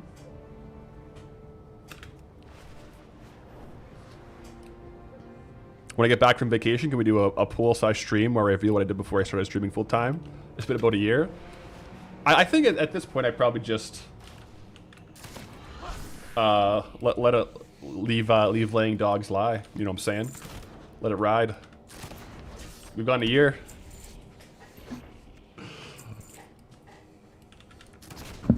Evening path, yo.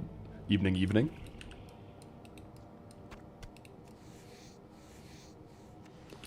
Can take a few minutes to a few hours depending on the queue. Oh, people can buy the tokens and it might have like a buffer. Yeah, I don't know. Because all my knowledge of like getting tokens is from the end of like trading gold to get the WoW token, not vice versa. So I don't know a lot of the aspects the other way around.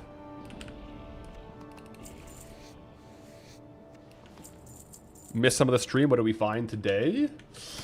No crazy items yet. I think like we've gotten Saltstone Helm and the Saltstone Shield. We are doing the Saltstone Cave over and over, but we're also doing like a big trade good farm of the turtles. So it's a good balance because we're letting the turtles respawn, you know. A renewable resource is turtles. Maybe not in, I guess IRL technically, yeah, but like, we don't want to farm the turtles too fast because then they don't respawn.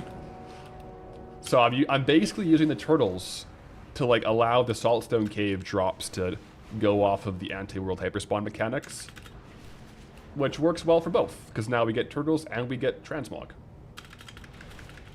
Also, the turtles can drop transmog too. Like we got the Saltstone Shield from the turtles today. No world drop epics today, no BOE blues.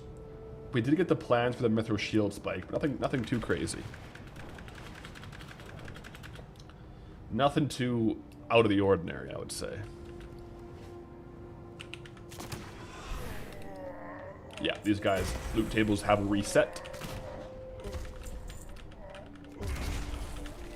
Cool mount. Yo, thank you very much. Courtesy of Nidmar the Slayer in Arathi Highlands. It is. I actually really like the mount to match our Night Slayer set. I think the Bat and Night Slayer is like a very good kind of like dark transmog vibe. You just tested it. The open world, sorry, not open world. The world quest raw gold farm. Okay, okay. Did on your main do all gold world quests. You made 4,000 gold in 10 minutes. 7 of those were one world quest. Seven of those minutes were one world quest because there's a lot of competition. Okay, so if you're getting 4 done in 10 minutes, jeez. So yeah, if you have like a bunch of alts, you could just farm those.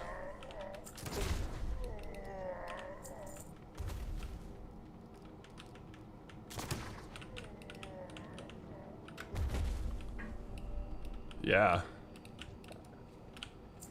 I get it. Especially if other farms are like below 20,000 gold per hour.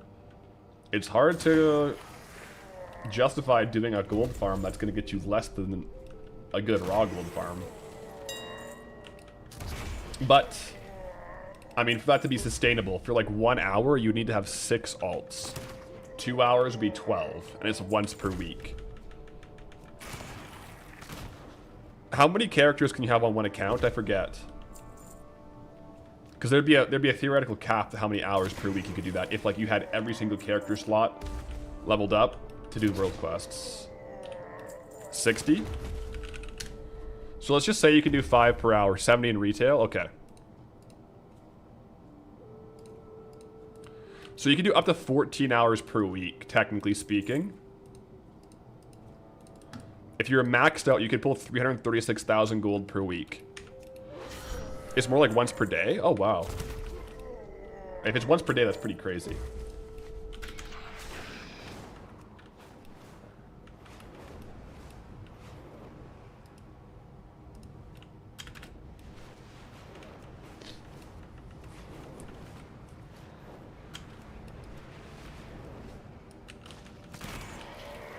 Not once per day, but it's like twice a week? Okay. I think most world quests are like 2 to 3 days, so twice a week might sound right.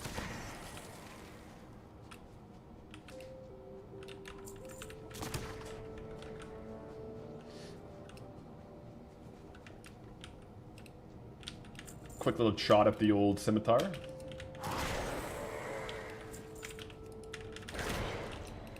Alright guys, I might, let's get a couple more turtles, and then I think I might do a couple RFD runs. For the love of the game. Also, we still have herbalism, so it's not bad. I don't have enchanting though, so disenchanting, it's not gonna happen. Because I don't want to drop skinning. I'll probably keep skinning because the turtle farm is like so good. Yeah, I'll clear off the turtle chests here, and then get queued up for some RFD. Oh, almost fell off the old ledge here. However, not disenchanting means that we won't, ideally, in theory, disenchant good stuff. That being said, we can still vendor it, because we're going to be vendoring a lot of blues. I'll try to be careful on it. And I'm still going for a whole bunch of stuff in RFD with like speed set bonuses. We have a pretty good speed set going, but yeah, at least now with just vendoring, it's a bit more straightforward, I think. Oh, Ravager's shield, nice.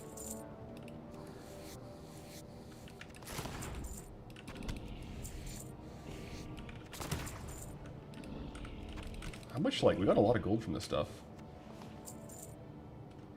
Where's the heavy hides at?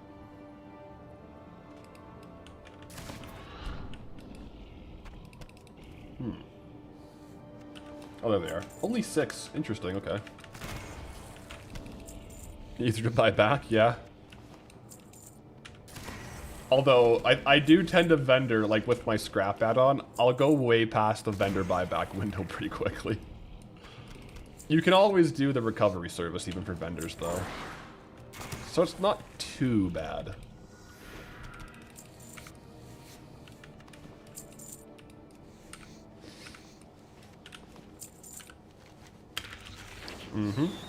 I did get like a co-op. Do you guys have co-op outside of Canada? Like the co-op? It's like a grocery store. Anyways, I went to the grocery store and I got one of their store brand energy drinks I want to try, so I'm gonna have that when we do RFD. I'd never seen it before, and I'm always curious. Oh. Hello, how much do you make with this farm per hour, please? Okay, so this farm, I'm doing a bit of a different one where I'm like doing the turtles and also doing the saltstone cave. If I do a full skinning loop where I do these 2 turtle mounds and then like a couple other little spots to allow them to respawn, it's about 8,000 gold per hour on just the skinning materials. But since I'm doing the saltstone cave, like I'm gonna stop for transmog, it's closer to like 4,000 or 5,000 gold per hour from the turtles, and then you're basically playing the lottery on the transmog. So the transmog could be really good or it could be really bad. But these are just the highest density turtles in the zone, and there's like a whole bunch on these 2 little mounds here. So yeah, I think it's probably closer to like, I don't even know. I mean, Loot Appraiser is telling me it's 62,000 gold per hour because we got some transmog, but that's not real value. That's fake value right there. Market value. A lot of that stuff I'm gonna vendor because I have duplicates of. So let me get this over here.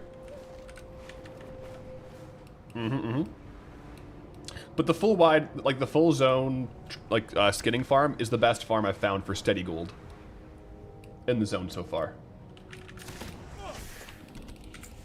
The turtles are just like so goated. Oh, Gibble. Got him.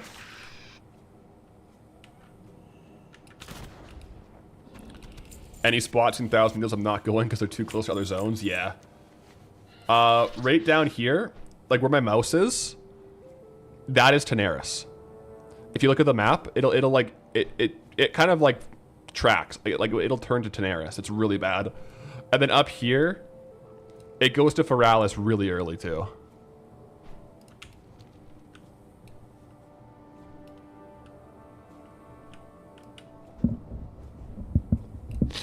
Yeah, really fast. So let me go vendor some trash, get queued up for RFB here, guys. I'm expecting some big drops. Maybe even the saltstone leg chains. Maybe pattern for the rich purple silk shirt.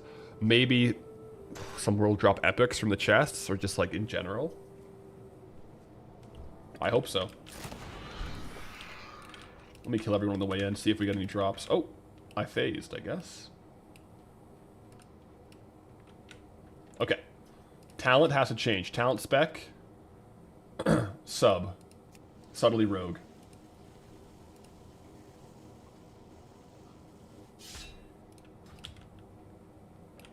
And then we'll vendor off here.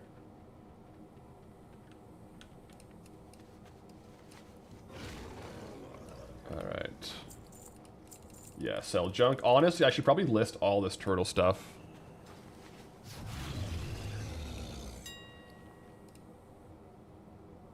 Yeah, just to clear up bag space.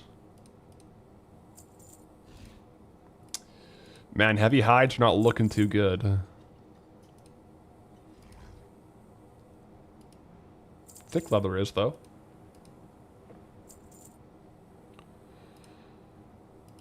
Turtle scales also looking pretty good. Clams, not bad at all. Alright, we'll get all this listed up here. It just saves inventory spots, so. Yeah, deep rock salt. I got like a lot of random mini ore and stuff. Get rid of all that. Oh. Okay, fishing hat in 17 minutes. Okay, I thought I missed it. We're good. This will also give us some more raw gold, which is kind of nice.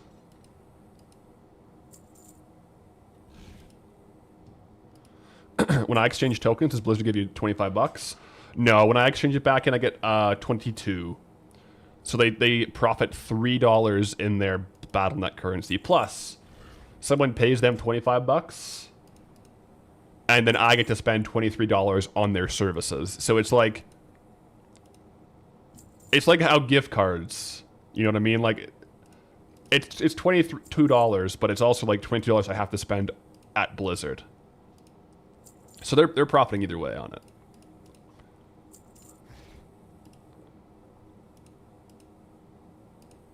All right. Let's see here. Bag sort.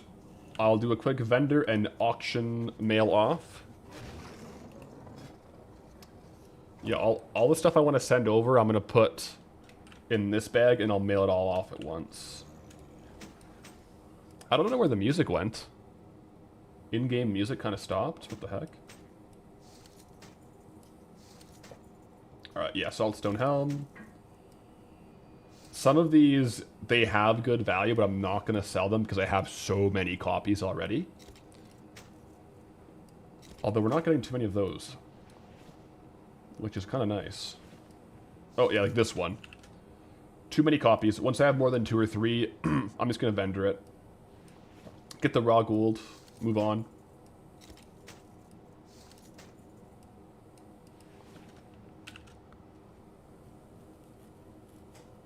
So you'd need 3 tokens to buy the Midnight expansion if you get 22 for token. How much is Midnight expansion? I think that, so that's CAD. If you use USD, you get 15 per token. So it might be, depending on what currency you're looking at for the price of Midnight, might be a bit different. 3 does sound pretty accurate though.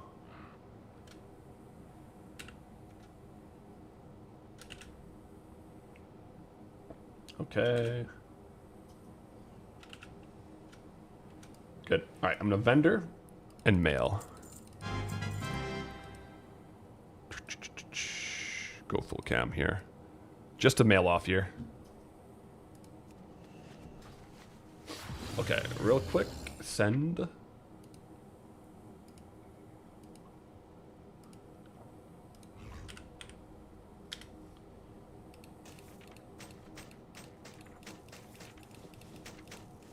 I'll put them in the group once they're on my alt.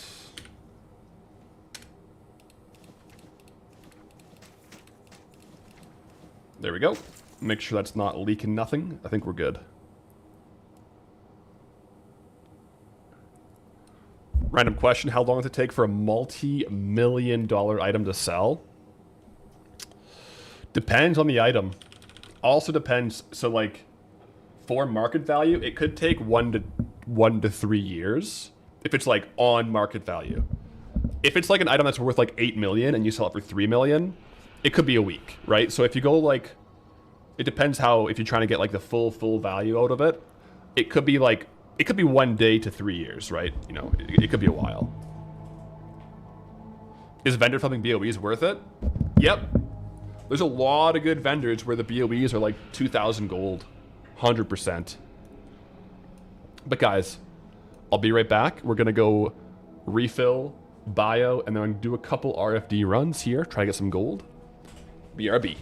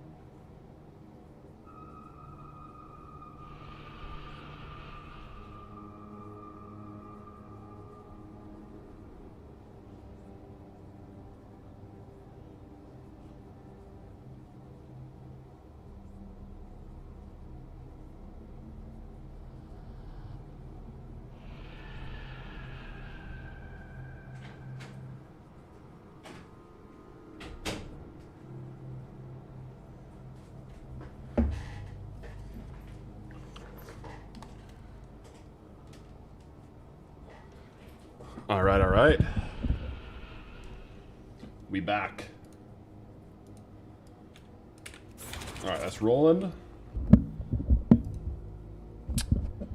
Loot Appraiser is rocking. GG's.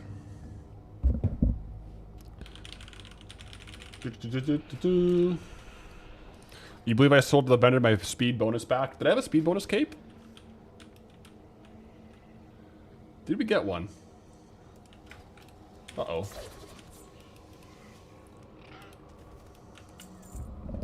I'm not gonna think about it. I think we probably did. Yeah, because I had 6% speed before. Yeah, we'll have to let that one ride, I guess.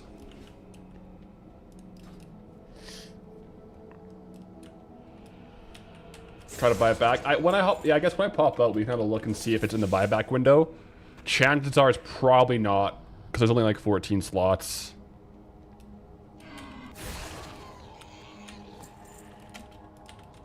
There we go. All right, chest time, guys. Let's see what we can pull. Nothing crazy, okay. We do have herbalism, so we got the OG whole farm set up here, which should be good. Thought Thursday was hardcore, or did something happen to the character? No, nothing happened to the character, thankfully. This week is kind of like a lot of like personal and life events going down, like weddings and stuff like that. So I only have 2 streams this week. And so I opted for a Thursday Goldbound because we only got Monday, Thursday streams this week. So I opted to do the Goldbound. Generally speaking, if there's gonna be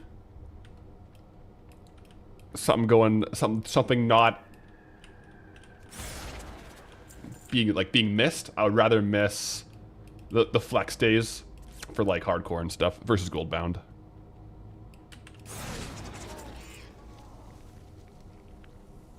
You can potentially get it back from the Blizzard loot restoration site. You can. They do kind of like, you can't do it too often. There's honestly probably a situation where I should do it like every other day. So I'm kind of saving it for like a real big mistake. Like if I accidentally get like a crazy item and sell it, or like if I sell my Darkmoon Firewater hat, I want to make sure I'm not the boy who cried wolf and not be able to get back something I really need all of a sudden. So I think I'll have to let this one ride.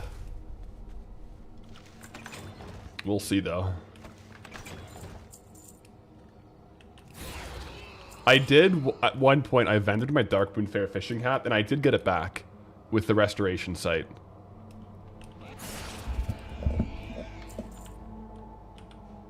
Thought it was once per week per character. Might be.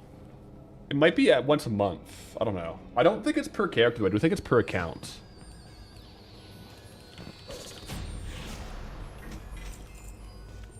But like if I accidentally sell my Darkmoon Firewater hat, which I do have to use in 5 minutes, I would like to get that one back. Yeah, and then when you do use that service, they send it to you like cash on delivery. So you have to pay the vendor price of the item. So whatever you got from vendoring it, you get it back.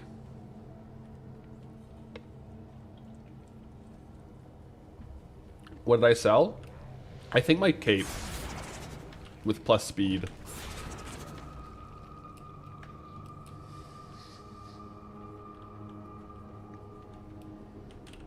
Today's wisdom from Skyrim. Parthuronax asks, what is better, to be born good or to overcome your evil nature through great effort? Whoa. A little Skyrim knowledge, or a little Skyrim wisdom there.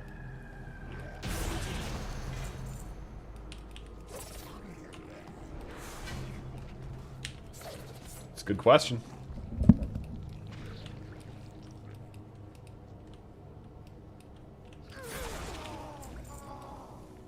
Yeah, the raw gold is actually pretty good here.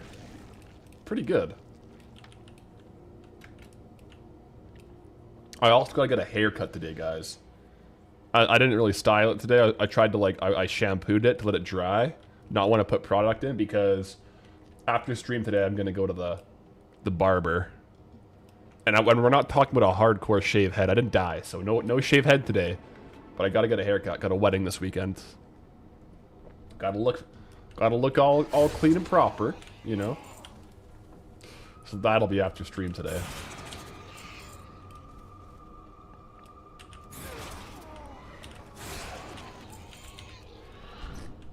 Alright, let's try not to miss any chests either.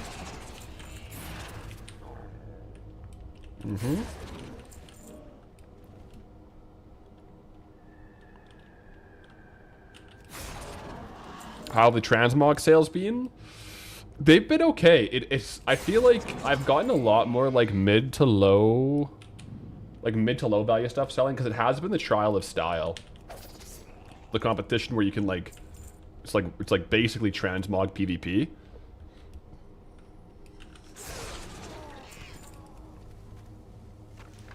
So I feel like I've sold a lot of like 1,000 gold items. Is the beard going to? I'm probably gonna I'm gonna trim it up, like clean it up, but I'm not going clean shaven. Honestly, I don't remember the last time I was clean shaven. Like if anything, like straight razor, it's been over a year. Sometimes I'll go like down with like no guard, but that's about as low.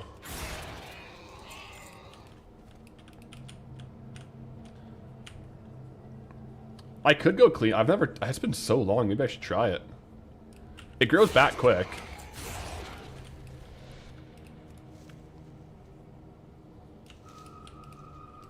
So the real reason no hardcore today is because if I die, I have to go to the wedding bald. No, but that's actually a good secondary reason, just in case we die. I have rolled the bald look before. I don't mind it. I don't mind it on myself, actually.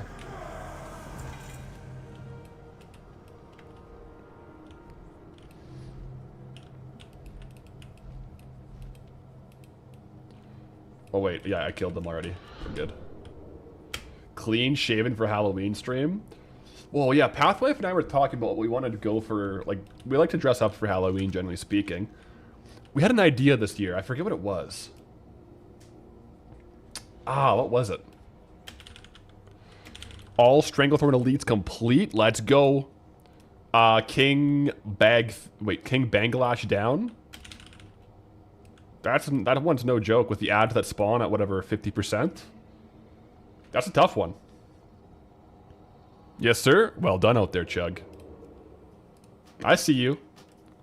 Out there grinding. Also, guys, 30 seconds on Dark Green Fair Fishing Cap. Gotta maximize the levels, the gold from it.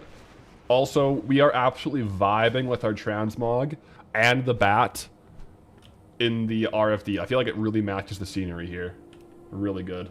Really good. Top-notch stuff, actually. Okay, so let's go fish.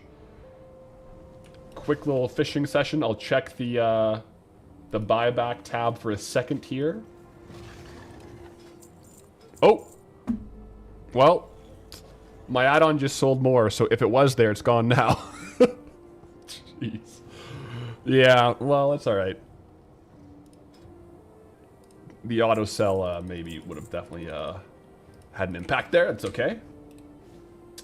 We'll live to fight another day.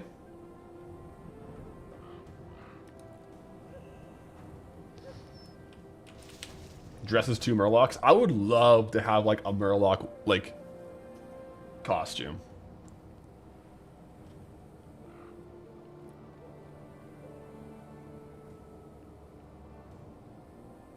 That's why you don't let anything on your computer do anything automatically. Yeah. They let you turn off on the scrap add-on, like the auto sell, which probably is a good idea. But, It is nice, like, when it works, but yeah. I also turned off the thing where, like, so scrap lets you basically save things. So, like, it'll only sell 14 at a time. I turned that off. I said sell everything fast. Live dangerously. But maybe that's not the best move. Yeah, reset all instances. Always hold shift. Oh, does that work with scrap? If you hold shift, it won't sell yet? Okay, that's good to know. It's like auto loot, right? The shift interact. Yo, attract greetings traveler with a Twitch Prime. Welcome in, welcome in. Let's get some drops, guys. I don't know, I love RFD. I love doing RFD. I think this might be my favorite Transmog dungeon that we have so far. Ultimate was also awesome, but I actually I love the routing and the path and like the pace of RFD runs. It might be my favorite dungeon we have unlocked. I also like the spread of like the kind of items you can get. I think it's like a really good vibe, really good spread.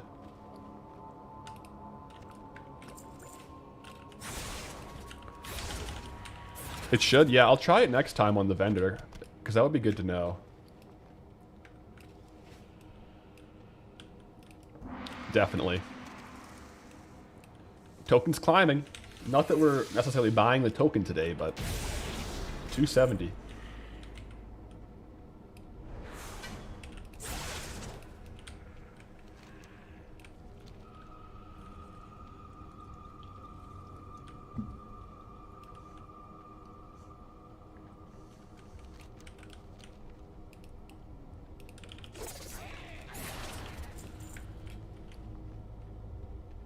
Yeah, like I haven't flagged these for scrap, the blues. If I'm not disenchanting, I kind of want to flag them for scrap. The problem with that is if I then get another, ooh. Sparkle Shell shoulder pad. Sorry, I got interrupted by a drop. That's actually a really good drop. Look at the sailor rate on this, 0.014. Really good. Market value, min buyout is 16k. Historical price 5k, region market 8.6k. With a good sale rate, that's really good. Plus, no shared appearances. So, that's a good bit of transmog right there. Really good bit of transmog.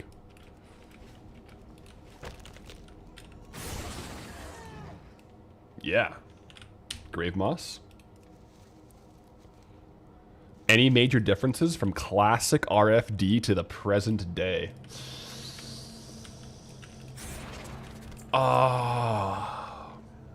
I don't know. I guess this is one. So in classic, there's Henry Stern, whereas here this is him dead, and you get his handbag. So that's different. I don't know what else is different though. There's like probably some minor ones, but I know that the quill board there. Yeah, I think it's minor differences like that. Like there's not like a major like change in the whole area, I don't think, but I'm also not the biggest expert on the classic version. Are there any good BOE drops in Zul'Farrak? Oh yeah.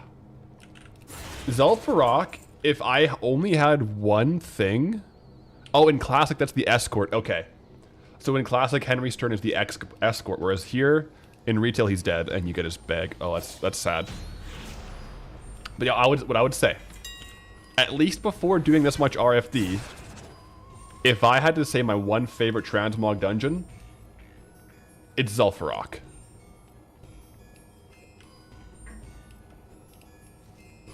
I love Zul'Farrak. Escort is not Henry Stern. Oh. Correction, guys.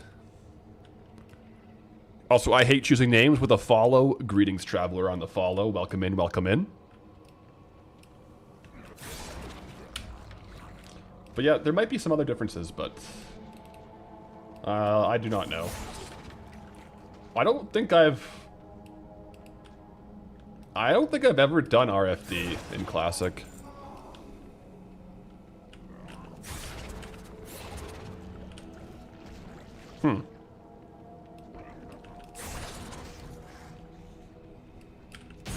Good afternoon. That's some fancy transmog we got there. It is indeed. It is indeed. Thank you very much. Also, we just got a speed weapon. So can I wear this?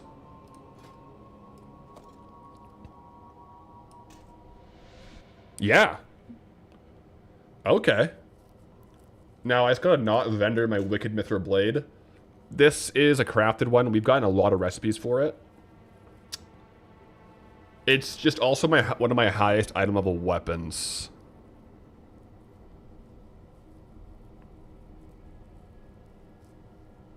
But there we go. We're back up to 6% move speed, guys. As long as I don't keep vendoring my upgrades. I think it'll work still for like all the abilities. Yeah. I know in some rogue specs you can't use certain items or certain weapons. You have to have like a specific one.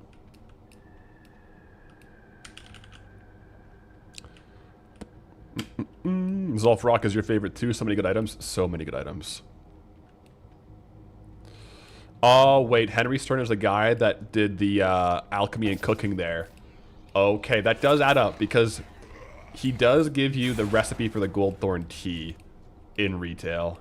So that makes sense because Goldthorn is an herb and tea it's a cooking recipe. So that does make sense.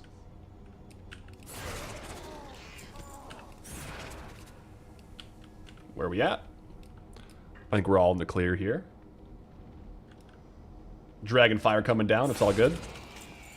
Bloodforged belt, okay. No big notable drops yet. No big notable drops yet. A couple blues would be nice, actually.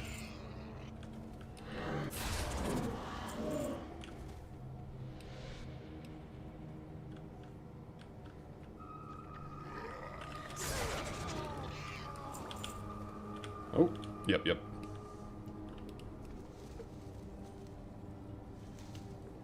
Coolest Transmog and Zul'Farrak. The only time I've ever actually looted Skullflame Shield was in Zul'Farrak. So, I mean, that's a world drop, but I think, I got it there. Also, Jade, like the Jade set in general from Zul'Farrak is one of my favorites. Kind of like Saltstone. A good classic, quite valuable Transmog set from there. Whereas here, we're definitely rolling for Saltstone, stuff like that. A man can dream.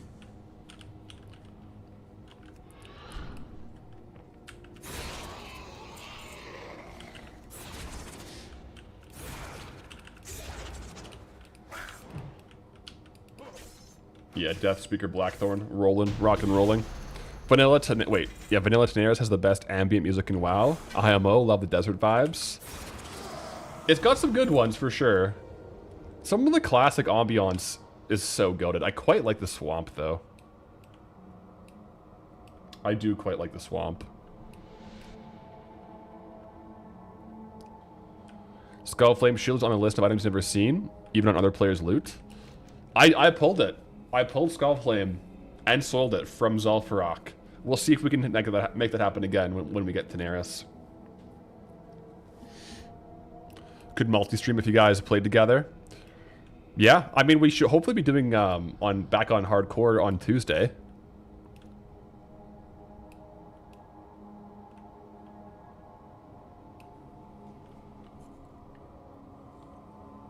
Seen a lot of T-moves, but never Skullflame. Really?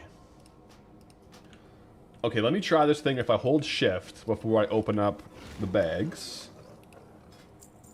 No, it still sells. There's probably a command for it. Right now it doesn't matter because I didn't just sell something, but... I guess in the future, if I'm going to go look to buy back, I should make sure I just turn off auto sell.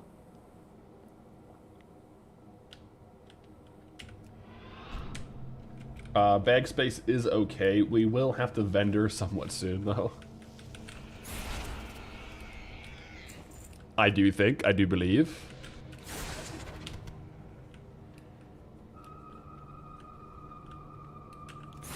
That bear is really cool. Dude, I love the Packmaster, the Grizzly Hills Packmaster. This is one of my favorite, like, BattleNet currency purchases. It's a Blizzard shop mount, which, you know, comes with some not some like stigma, but like it's a pay to win mount. It's an awesome mount though. Yeah, it was like 22 bucks.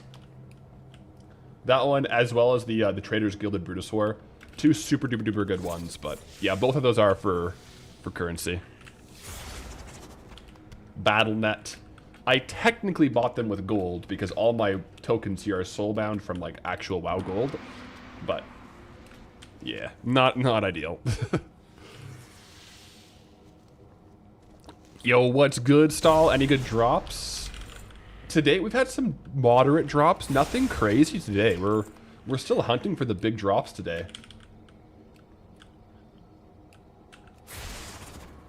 Yeah, like still going for it. I think some of the best ones we've seen today were... We got Saltstone Shield, Saltstone Helm.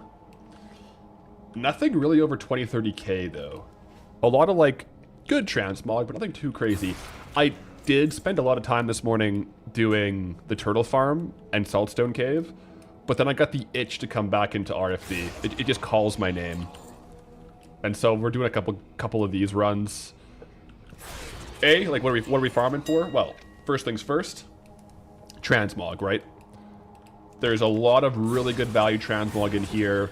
Lots of chests, so like blues, epics could happen. But even just the baseline zone transmog, the greens here is all really, really good too. But also, herbs. We get gold thorn and grave moss in here. And actually a good amount of raw gold. Like we're at 13,000 raw gold. So it's not like a negligible amount of raw gold. We're also getting a ton of lock boxes, so... Remind me to open up these lock boxes we have in our bags before we end stream. Because these are all our I think all RFD lock boxes. 8 of them. So yeah, we'll open up those today because they are wasting a lot of bag space. Maybe even on like a couple of our next clears here. Yep. Otherwise, yeah, just chilling. Got a lot of trade good value for sure today, though. I find it just such a relaxing dungeon to farm. Because the route is so dead simple. And it's kind of relaxing in the sense that you know, like, worst case scenario, you're pulling in, like, 3,000 gold from trade goods and raw gold. Because it is. It's like 2,000 gold in herbs and like 1,000 gold in raw gold. So like, end of the day, worst case scenario, we're getting some money out of it. Even if we don't get the big drops. An hour in RFD is never an hour wasted. Hope the Bruto comes back so you can finally get it the third time around. We'll see. I believe it will come back at some point. So just make sure you got all your WoW tokens saved up. That's one reason people ask, like, what am I going to do with the WoW tokens? Because these ones are soulbound. I'm honestly going to camp on 10 for a long time. Because what if Blizzard comes out with a new Brutosaur that costs like 8 WoW tokens, and I just like redeemed them all for WoW time or something? I would cry. So I'm just going to camp it, and that way if something comes out in the shop that I want to buy, I can buy it.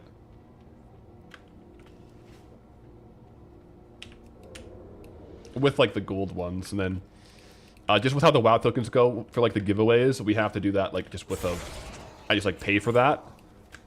I could, I think, probably redeem them for BattleNet currency and use it that way, but I kind of like having the tokens to be redeemed for like mounts and then just do the giveaways like through, like pay for it myself.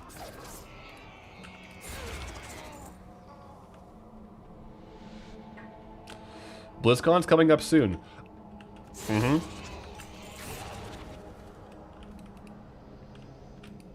You can buy the BlizzCon online ticket with them. I think it's free. I think BlizzCon's free this year, right? The online ticket, they changed it.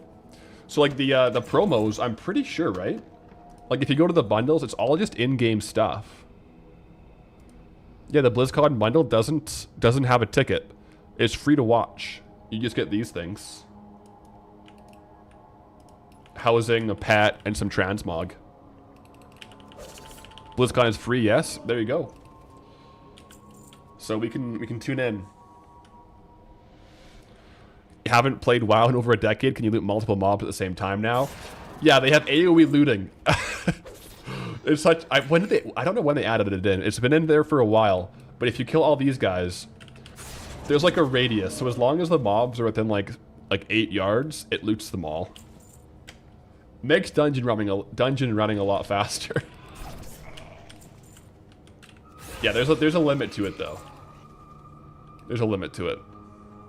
So like, I guess there's only a couple here. It was added in Mop. That sounds about right. It's a nice feature though. I do like it.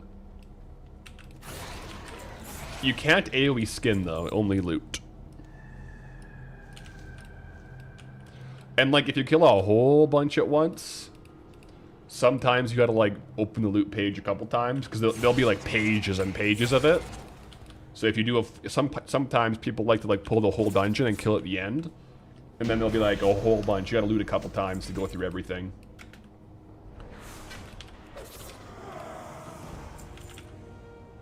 Mm-hmm. Instantly change the economy forever. Now you have 10 extra drops for 0.1 the price. Oh, inventory is full. All right. Inventory is indeed full. Let's go ahead and go out. Clean it up. Vendor off some gray. No, some not grays. Well, yeah, some grays, but also some blues. Elemental raiment chest blue. Is that worth anything? Maybe, if it's a blue from a chest. It doesn't ring a bell for me. I would look it up on Trade Skill Master or Undermine Exchange to maybe get a bit of a vibe for value there. Or yeah, like TSM in-game too. Okay, ooh. This dude's also doing what we're doing. Respect. Why not open the lock boxes now?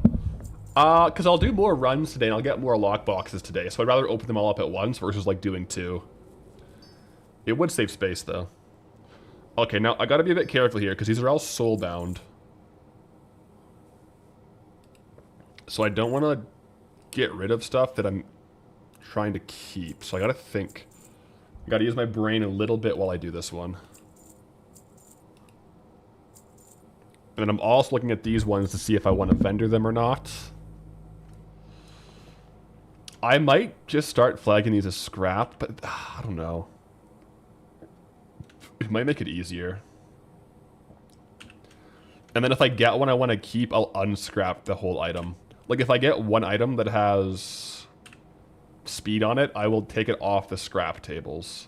I think that's the best way to do it. Because we're going to get a lot of duplicates of the blues. And like I said, I don't have enchanting right now. I unlearned it for skinning. Storm is coming through and power is shut off. Uh-oh. Hopefully not on hardcore today, and hopefully you maybe have like a battery backup of sorts. I just, this week, got one. Because I had a disconnect during hardcore.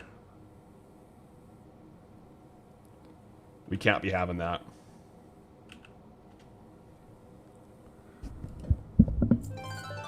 Okay, we're getting some new appearances too.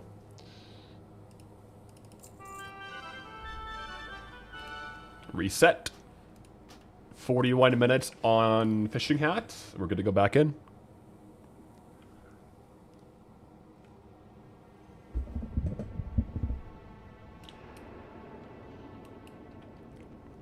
Did I manage to get the 7th Legion set? I got one more piece. I got the cape. So we have we got 4 pieces. Not, I mean, aside from the mount, not the biggest Arathi's Highlands clear. I don't think we got any pets, did we? So.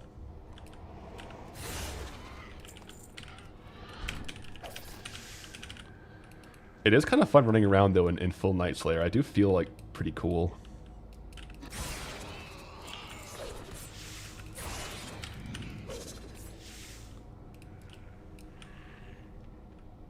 Yeah, we got 2 toys.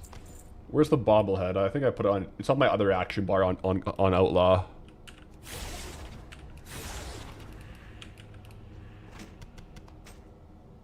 Some more wisdom from the Hedgehog Sonic.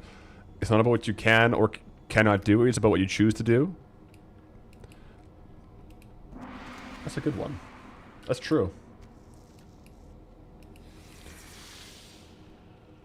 The chest dropped. Indeed it did. Indeed, it did, my friend. So yeah, we're rocking a little bit of a different drip now.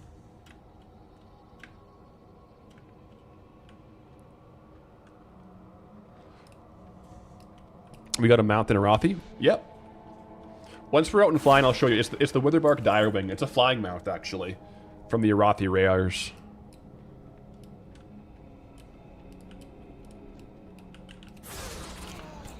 Oh, it only took several months. Yeah, we got it on run 42.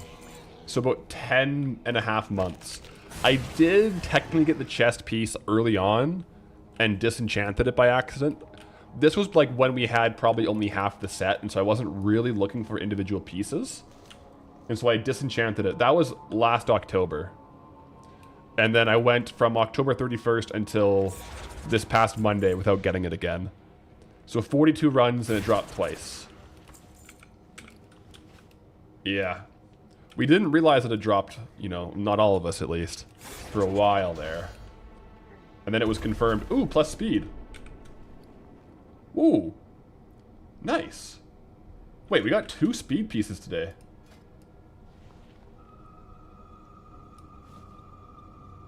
I also want to keep these gloves because they're enchanted for culture and skinning. Yeah, we're at 7% move speed.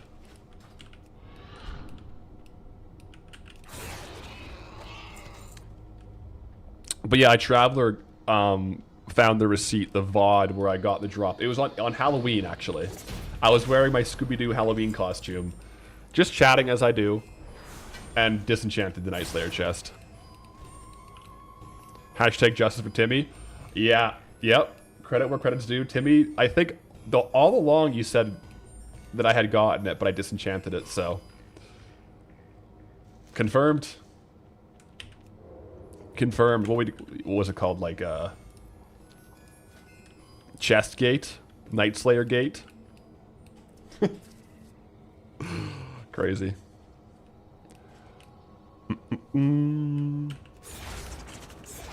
Was that when Night Slayer was BOE, or is it still BOE?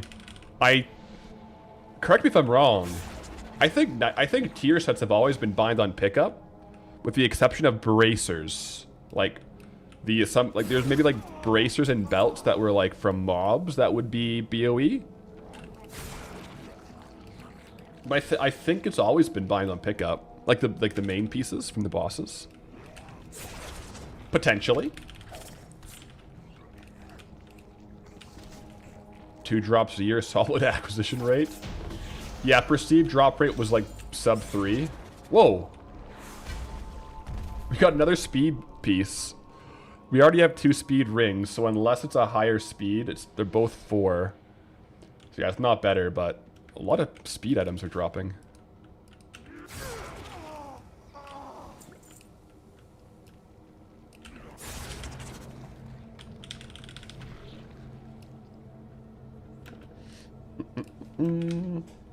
But yeah, I have the chest equipped, but the rest is transmogged. Because a lot of my pieces I have speed sets for. So it ends up just being transmogged to Night Slayer. But I do have transmog because the Grizzly Hills Packmaster we were talking about, the shop mount, that one does have a transmog on it.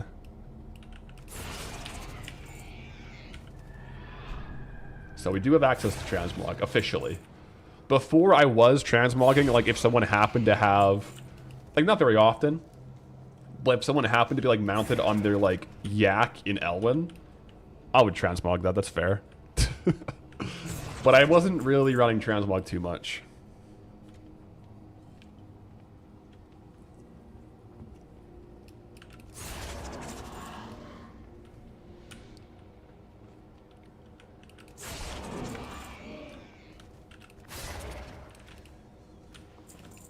Yeah, no blues today. Not yet.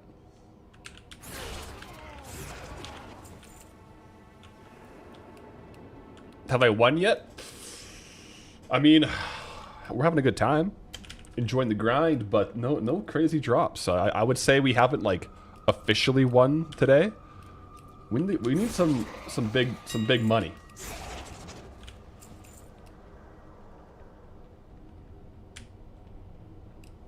Every run of BFD is, or not BFD, RFD is like a spin of a slot machine. Like, we could just get drops. Every single chest as well. You never know what you're gonna get. It's like a box of chocolates, right?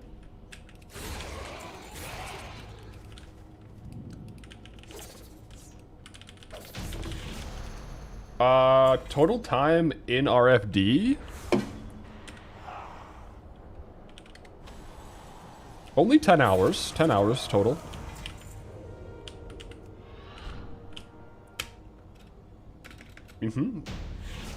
Not bad. So that's probably about 90 runs-ish. So we're getting a good amount of runs. Good amount of runs for sure. We'll do a mailbox clear at the end of stream.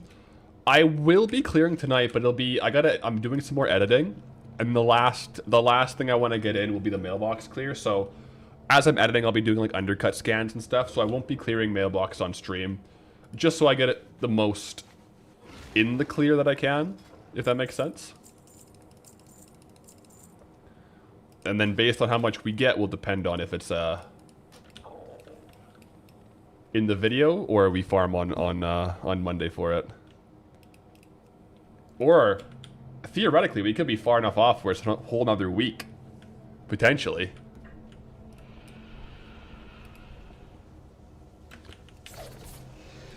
I do feel that if it was a week, like if we theoretically didn't get the token, that would be a situation where we would probably have like a back-to-back Goldbound week where we finish off it, the token, and then it might be a back-to-back Goldbound episode, but we'll see.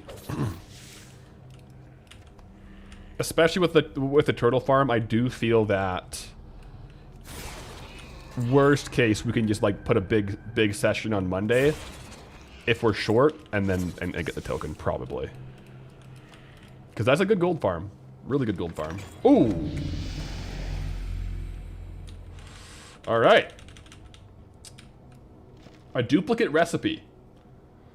I do have one on the auction house, so this is the second one.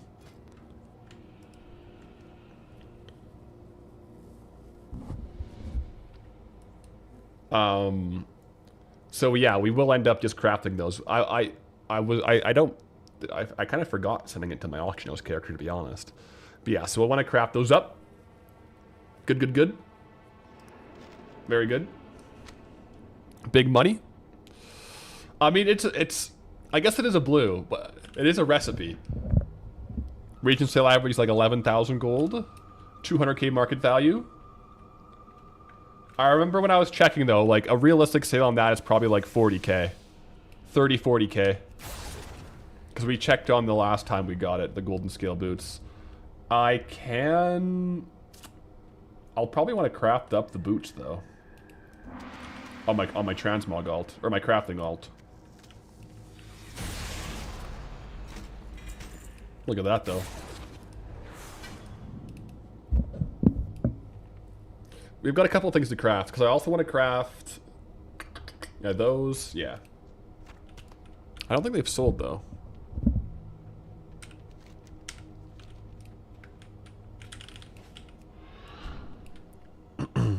No hardcore?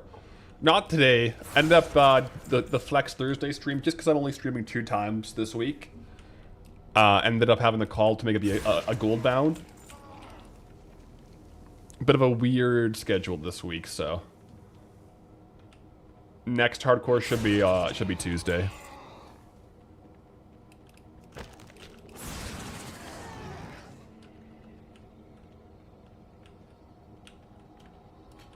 Full pair up to 220 bag slots. Jeez,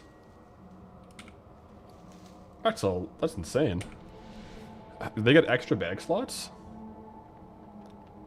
Oh, reagent bag. Oh, wow. Wow. That's big.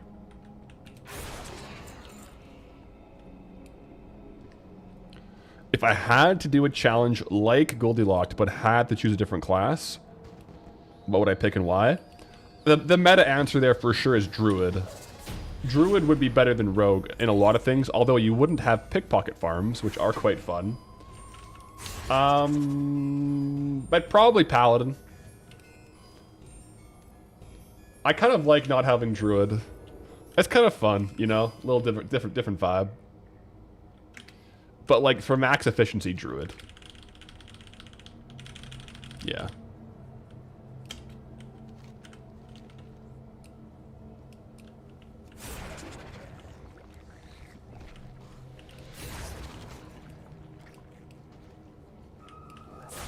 Yo, what's up, Path? So I started fishing in the latest hardcore video. Yeah, we did. We've been fishing and cooking.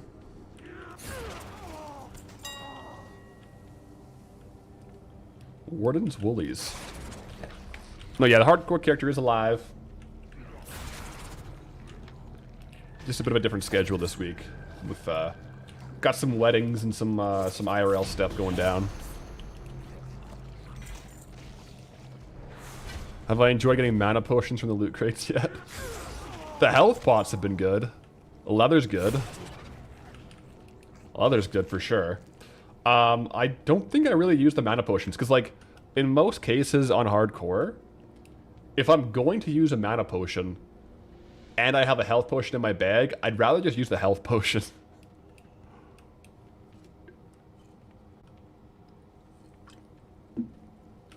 You know? Because if you use mana potion, it'll put you on the global cooldown for all potions. Wait until Wailing Caverns? Really? I remember doing it before. I feel like back in the day I didn't find Wailing Caverns that great, but I didn't do it very much. So maybe I just didn't know what I was looking for. I do think Barrens is going to be like a super cool zone, to be fair. Out of everything, I might be looking forward to Tanaris the most. Tanaris would be a sick zone. It also gets us that much closer to Thunder Fury, Blessed Blade of the Windseeker. Oh, I could see, yeah, Wailing Cavern skinning might actually be absolutely crazy. That's true, I didn't even think of that. Little deviant stuff going down.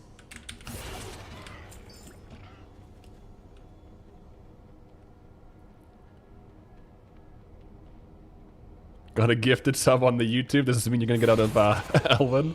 It must. Broodmother carrot paste drops confirmed. 100%.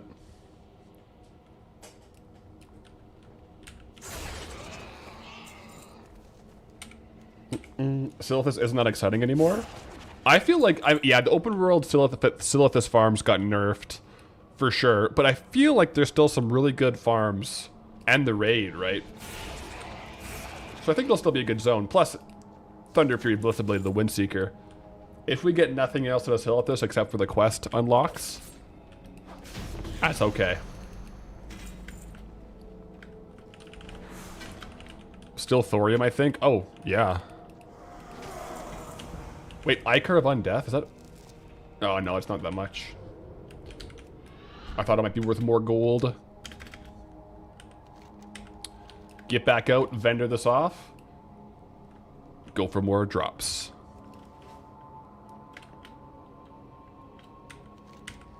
Where are we now, if not Barrens? We're 1,000 needles.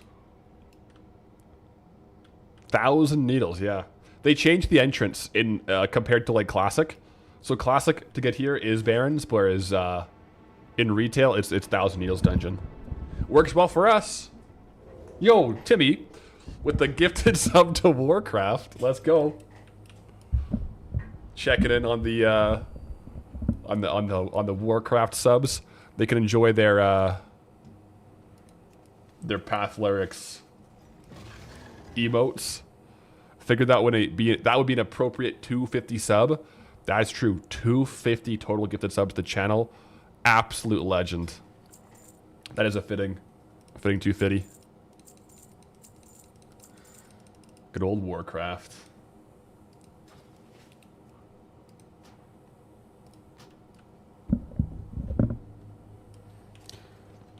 Why is Red Dragon not in this dungeon? I guess at the beginning, right? This one? They might have changed the way it works Oh, wait, where's my cloak? Where's cloak?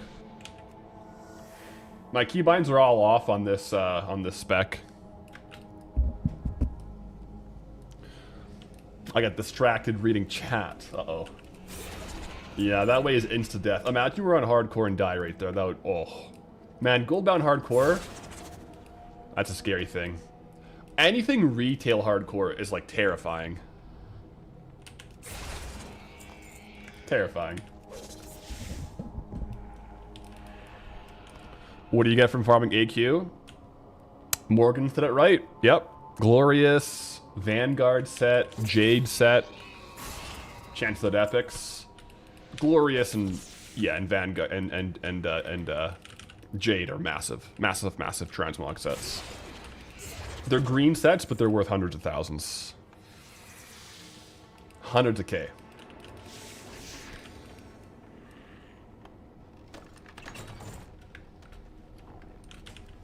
Yeah, it can be. Yeah, you we're not there right now. I'll put it in. At least when I farmed it last in AQ, you want to kill the scarabs. The scarabs are like little loot lotteries. Absolutely goated loot tables on those guys. We'll have to double check up, you know, brush up on our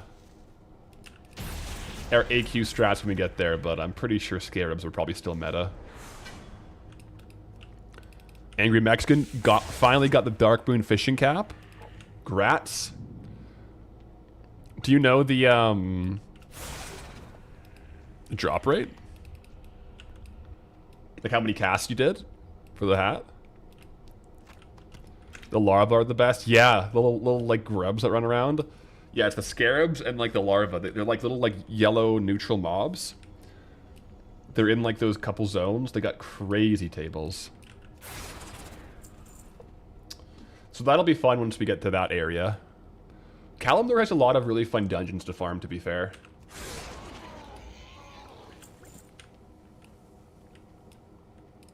Another one, though, where we definitely...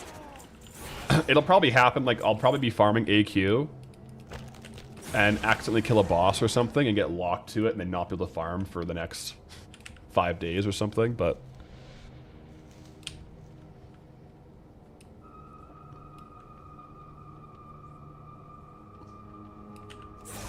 So do you kill like scarabs and maggots and reset? Or kill all trash? I kill all trash. I haven't done it in forever though. Probably like 6 years ago. You can like optimize based on your class, like what routes you're gonna do, but yeah. The larvae and the scarabs are pretty far into the dungeon, and there's like a lot of trash beforehand, so it's like you kill the trash on the way in, yeah. But I used to do it on Druid back in the day. So I would TP in and TP out with Moonglade teleport, so I don't know what my route will be on Rogue. Might be a bit different. Have I done some vacationing this summer? We've done a couple things, like little weekend little getaways and like little camping. I'll be taking some like actual time off here end of August, going to Scotland for World's Strongest Man. I'm competing there. So the last 2 weeks of August will kind of be like my summer vacation, if you will, where I won't be streaming, but yeah. Other than that, it's kind of been like weekend or like 3-day like weekend trips this weekend, this summer.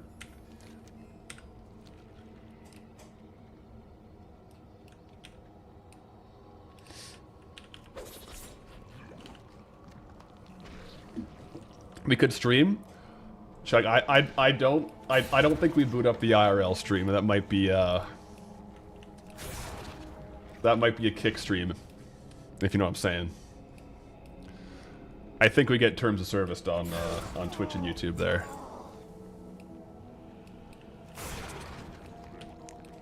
Yeah, I think that might be a. That might be a.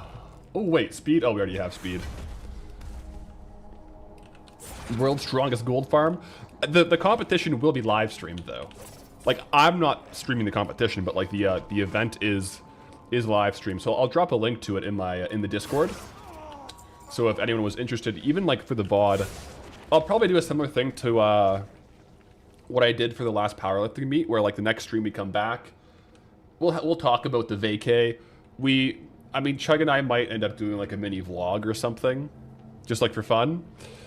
But otherwise, like we'll hop on stream when we're back, go over the competition, go over the VOD, and then just talk, maybe have some photos, like a little slideshow, talk about the trip, and then back to business. Business being gold farming.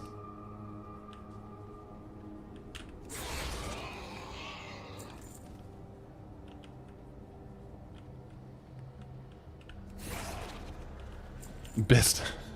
Yeah. Yeah. But yeah, I mean, a lot of the events at Worlds are pretty heavy.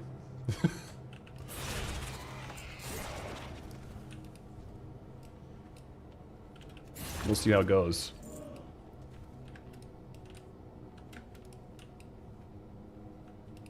When do I farm Karazhan? Whenever we roll this zone here.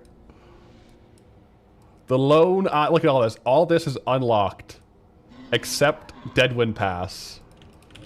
So, Deadwind Pass has been available for the spinner for what, like 14, 15 zone spins, but so far we have not connected, so... Whenever we connect with Deadwind Pass, we can farm Kara. Until then...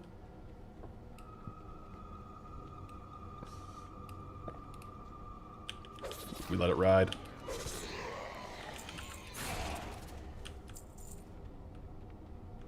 Deadwind Pass is a massive dodge stat.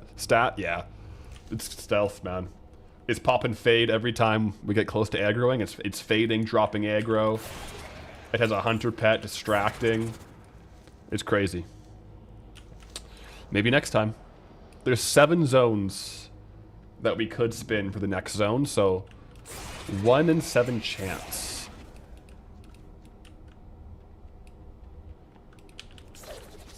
Chug life. Gonna sign off for the day. Go with honor, travelers. Go with honor, man. Chugsicle is alive and well at 43.5 and will be ready for next Tuesday. Roger that. Roger that. We'll see you there. May your blades never dull.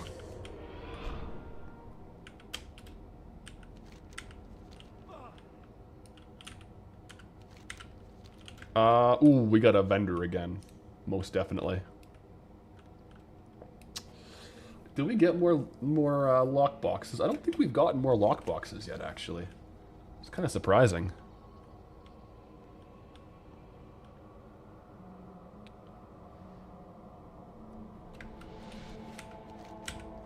The nice thing about Karazhan too is there's a couple versions. Like there's the raid, the dungeon, so we can kind of play around with what works best for us too. Skinning farms, I'm always down for a little dungeon skinning. New mount there. Plenty of stuff to look forward to for that. Okay, let me go through, sort through all this stuff here. I might have to mail some off if the bags keep getting filled up. At this rate, we'll get Teldrassil before Deadwind. I mean, yeah, I mean, you're not wrong. At this rate, it's a 0% hit chance on Deadwind, so... It could happen. There is a world where we legitimately get Moonglade before Deadwind. Could happen. Matter of fact, at this point, I feel like it's almost likely with our rates. I could probably go back in for... Oh, I'll sell this one. Get the appearance of the Warden Wraps, because I do probably want to use the Warden set at some point. I didn't mean to buy it back. I was trying to look at the appearance. Yeah, this is the Warden set, guys. This might be our Baron's Transmog, like the full set, though. Imagine us running around Barons in this. Maybe one day. We've gotten... I'm pretty sure we have, like, the whole set from here. I have a ton of it on the auction house, too, so I can sort through it that way.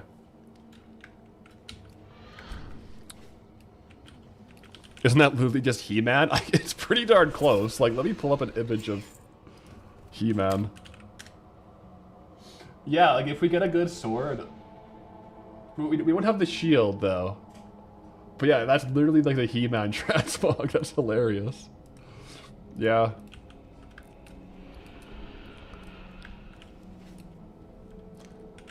But right now, we got the new Transmog, so... Night Slayer is in.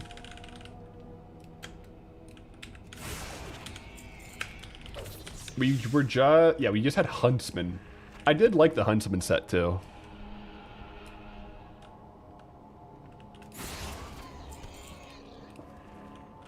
Without giving anything away, if I've checked the mailbox on alts, what are the chances for a new chunk roll on Monday? There's a hope. There's a chance. I'll tell you that. I'll tell you that. Plus, like, I'm going to be going away for the weekend. I'm bringing my laptop to do reposts. Like, even when I'm traveling, like, I bring my laptop to, like, repost all the time. So even if I don't get it on the mailbox clear tonight, because I'm traveling all day tomorrow for the wedding. So the Goldbound will be finished tonight. The mailbox clear will be tonight. And then if I don't have enough, well, I have all weekend to potentially sell more. Mm-hmm.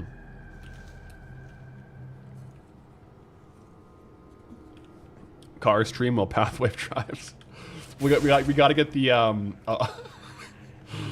we need like a Starlink massive battery bank. That'd be quite the setup.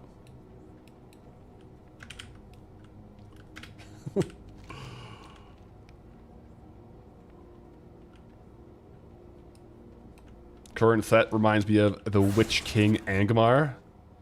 Throwing a little Lord of the Ring in for the boys. I can't picture it, but I believe it.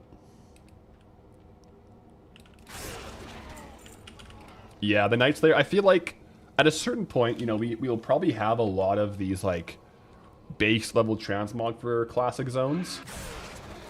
And then we can kind of start rotating back to some older ones, too. Like, I haven't gone back to Bloodfang.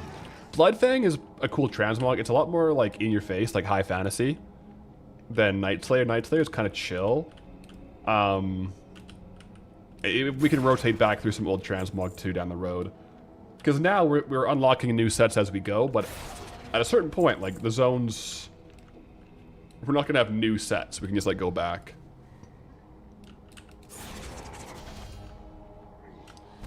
Lots of speed items today.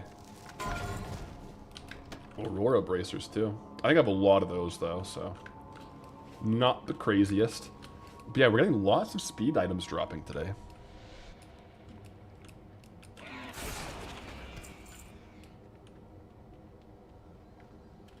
Farm a WoW token before getting to the destination. That would be hard. I'd have to stop, because unless I get lucky. Best case, a WoW token here is like averaging 10,000 gold per hour, like that's 27 hours, best case scenario. Or we get a lucky backlog sale, yeah. But yeah, it could happen. Most valuable item sold so far? That would be the Twilight Blade. We've gotten some good items though. Top contenders are Twilight Blade, Robes of the Shadowcaster. Those were both over 250k, like over a WoW token. Also Kroll Blade. That was like 100 and some thousand. I sold Broodmother's Carapace for like 120. Okay, I sold... A lot of stuff was fire sold for like 80k. Black Venom Blade was like 130,000 gold. Those are some of the best items we've actually gotten the sales on. A lot of them too, the like Robes of the Shadowcaster. A slow sell on that would be like 1 mil to 2 mil probably. But we fast sold it for like 300k basically. Same thing with Twilight Blade. Especially like when I get those super rare drops in a zone, I do tend to want to sell them like for a discount, so I get the gold while we're in the zone. It's kind of nice. And then like theoretically, if we got like a super and it didn't sell when we were in the zone, I would then go back to slow selling it.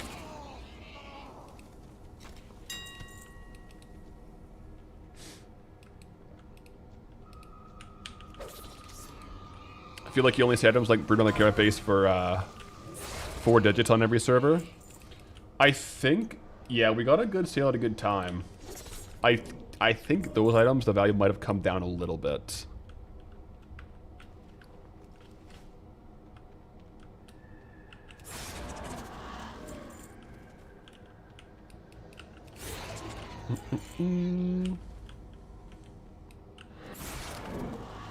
Twilight, oh, wow. Inventory really filled up this run. Let me, I guess I'll just see if there's any drops, because the boss drops will go to my bank. And I'll just see if there's anything good to get here. I think we got to do the, might have to do the lockbox opening here to save space. It's just taking up too much inventory space, I think. So lockbox opening soon, guys. Oh! Whoa, whoa, whoa, whoa, whoa, whoa, whoa, whoa, whoa. Pause. I don't know how much this is worth. But it's a blue. Okay, okay, okay. It's a decent blue. Wow, okay. Not the craziest sale rate. It's literally just a bone. Shares appearance with a few things, like Stitch's femur. Min buyout 90k. Historical price 75,000 gold. Sale average 1.3k. Interesting. I'll take it, man. Ebony Bone Club. I don't have one yet. Yeah, I don't have one yet. I feel like this probably goes down in value because Stitch's femur.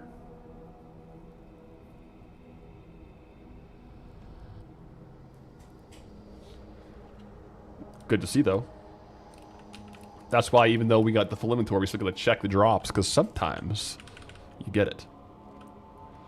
Twilight Blade is out of the junk boxes in Uldum. Yeah, the Cataclysm Flame Scarred junk boxes, you can get them in any Cataclysm zone. I personally pickpocketed mine in Vashir, because I don't have Uldum yet. Vashir does have the best junk box per hour for the Cataclysm junk box farm that I know of. Uldum is better on average because you get like trade goods from the potions of treasure finding, as well as the dice. So it's a better all-round farm, but you get lower junk boxes per hour, I think. So from a purely Twilight Blade perspective, Vashir is probably better. But if you go dry, you get absolutely, like literally nothing for over 20 hours. So it's a bit of a gamble, that angle. How am I going to move on to new expansion zones? Clear out the previous first. Yeah, like we'll do in release order. So after Classic, it'll be Outland, like Burning Crusade, and so on and so forth.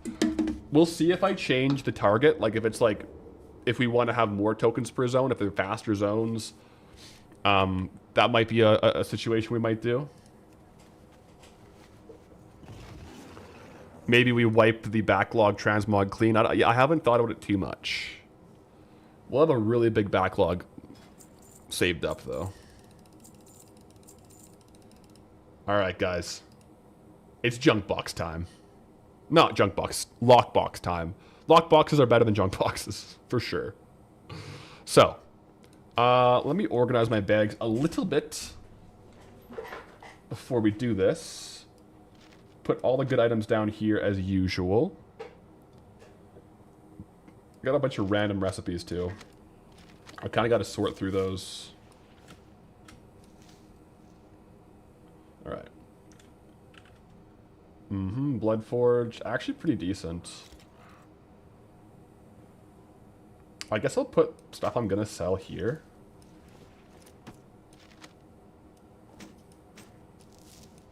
Yeah. Yeah, so that one too. Warden's Cloak. Silk Sand Gloves. I feel like that's going to be a vendor. I'm a little more aggressive on what price I vendor here. when the vendor price is high. Because A, well, it's more gold if I vendor it right now. And B, it'll cost so much to keep it listed on the auction house. Plus, a lot of these I have more than 2 of already, so that's kind of my limit.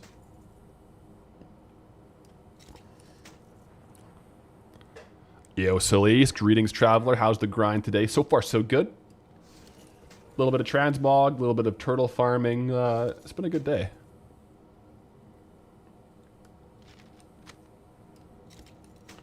Just about to do a lockbox opening here too, so we'll see what we can pull. Got high hopes for it.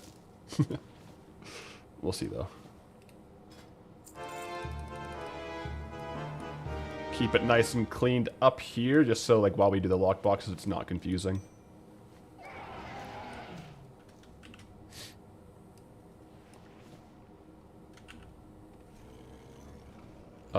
Ooh, it's a tough one. I'll probably sell it.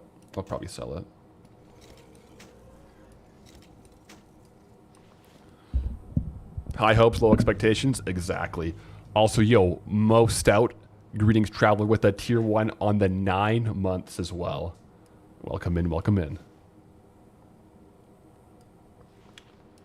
Yeah, bags are getting pretty full here. Good,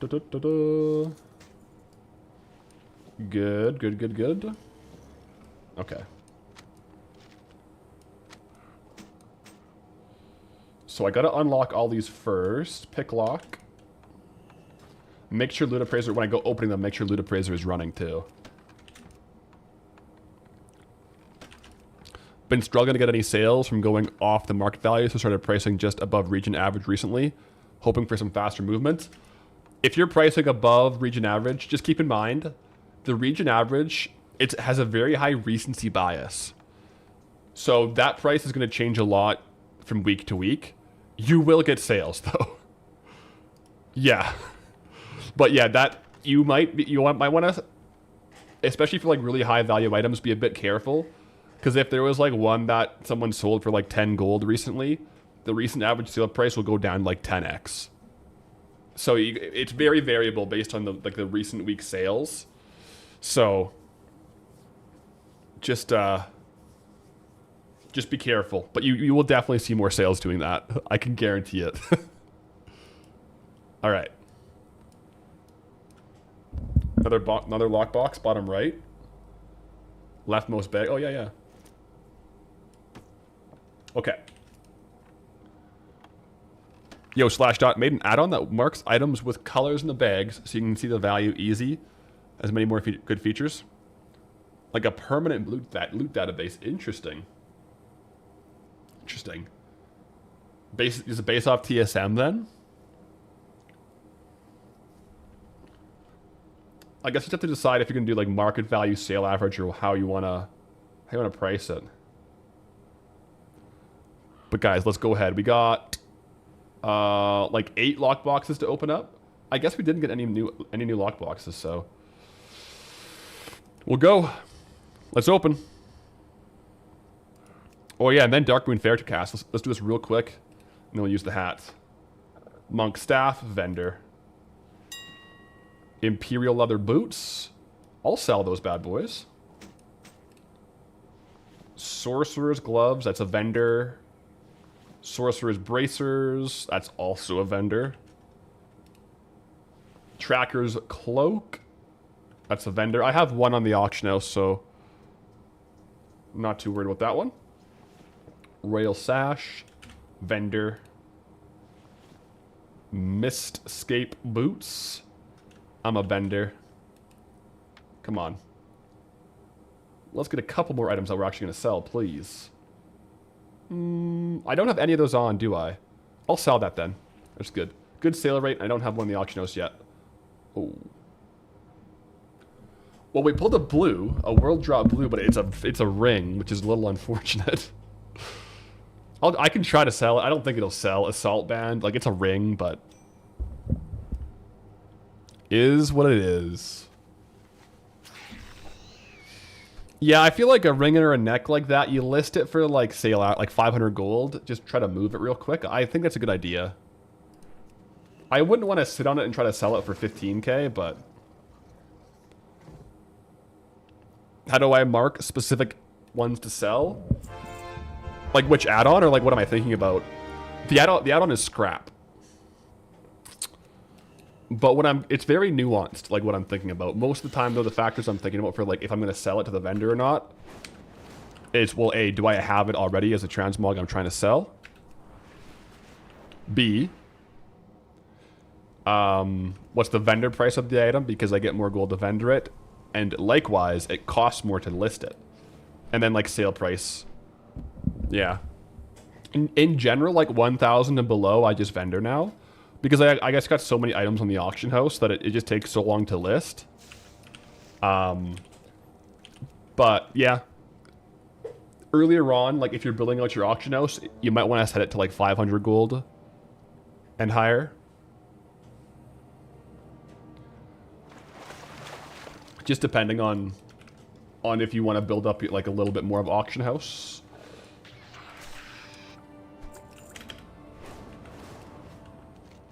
Wait, is the ring a higher item level? The ring is item level 77. That's true, I could keep the ring. I won't equip it outright, because the reason I have these low item level rings on is they have plus speed, right? So these ones procced with the item enhancement to have bonus speed.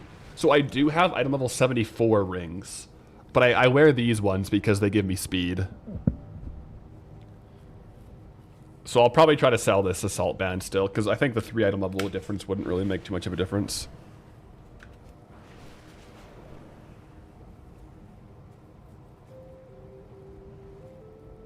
Can you send the Curse Forge link of the add-on here? If you want to drop it in the Discord /dot, that's probably the best spot. I have channels there for like self-promo. That'll be the best spot for a link for like an add-on like that or something. There's a lot of gold goblins in the Discord too, so that's the better way to have a look at it. I'll probably take a look. I'm always interested. You posted it there already? Perfect. I haven't been on the last couple of days because I've been traveling for some personal stuff, but I'll go have a look after.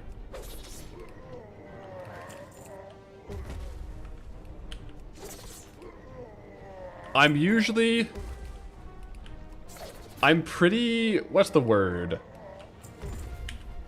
Selective on what add-ons I end up running. I prefer a lighter add-on load. I say that as my screen has like 2 add-ons on it, but like gold farming add-ons do spark my interest, so I'll have a look. It's called Let's Grind. I mean, that's a good name for an add-on, I'm not gonna lie.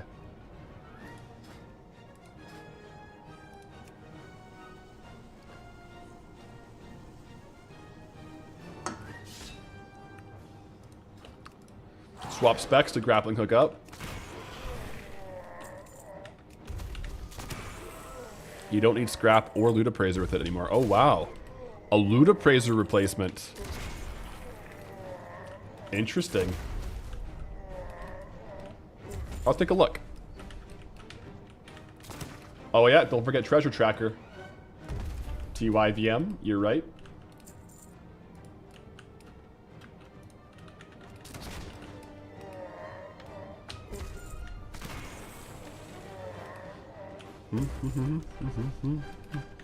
Any saltstone real quick. It's always worth popping out every now and then for a saltstone cave run. It's too bad we didn't really get much from the loot boxes, lock boxes.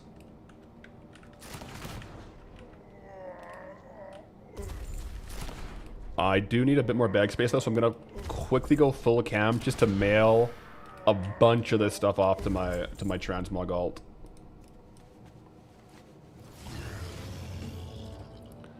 Okay. Send.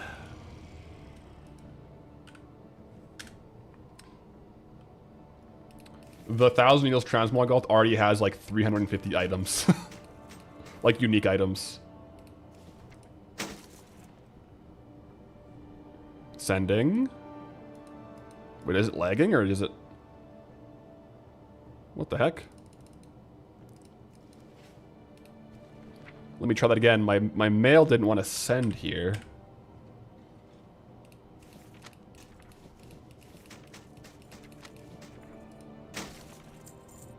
Oh, there we go. It's working now.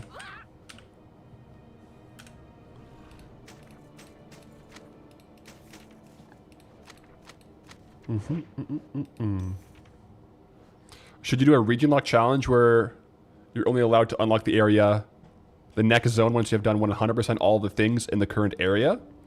Hey, yeah. I mean, if that sparks your interest, then I say go for it, 100%. That's more like a zone lock, like Nabble. I like that, though. That'll be fun.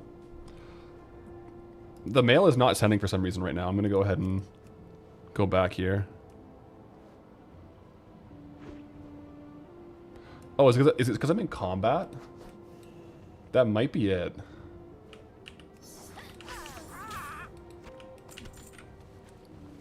Yeah, I think I might have been in combat, which stops it.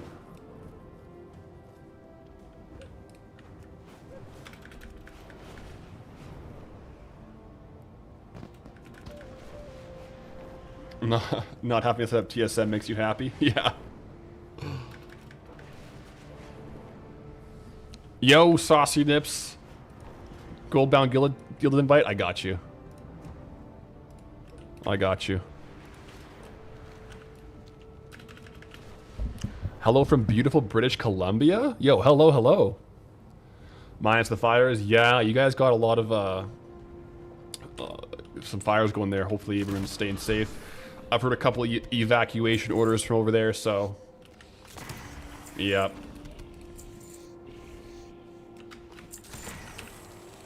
Back on the turtles, guys. Straight back.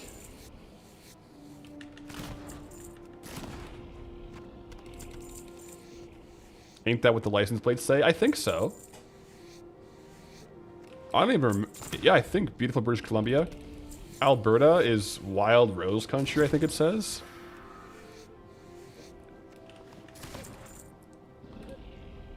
I think.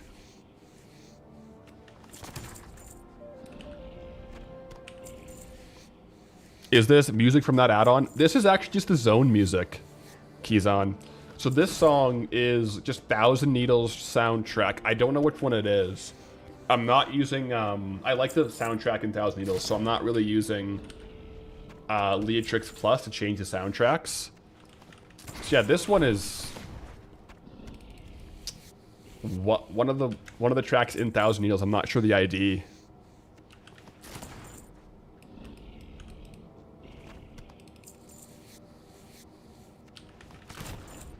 Will there be a goal stream like 1,000 Grave Moss, Goldthorn? We'll see where I think we'll see where we're at this weekend with how close to the token.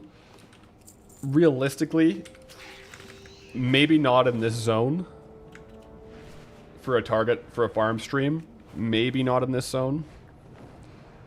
Unless we have more streams next week in Thousand Needles, then probably yes. If that makes sense.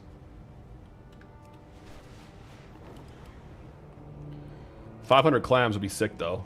We're almost there. This counts, like, if it's on the auction house, it counts it.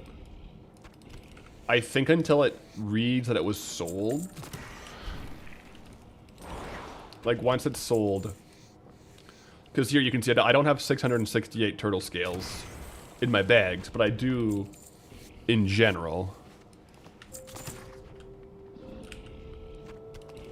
If you hate yourself, you can farm 1,000 ores in this zone. I honestly don't think I can. I think if I try to farm 1,000 ores in this zone, I get to 200, and all of a sudden I find myself in deep hole. If you know what I'm saying. I just accidentally clip into, like, Veralis or Tenaris. And then we're in deep hole. I think that's what would happen. Like, honestly. It would have to be, like... I think it'd be, like, an offline thing. I'd have to be, like, fully focused. Other than Nomer, which zones did I use the add-on in? I did it in Badlands. I did not like the Badlands soundtrack. It was so repetitive. It seemed like outside of Uldaman, there was only 1 or 2 songs for Badlands, and they were super duper duper. Like, they felt the same. It was like not a great vibe.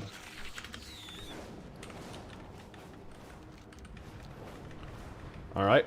Well, we cleared the turtles, the Saltstone Cave, so we can rip back for a couple more runs of RFD with the extra bag space.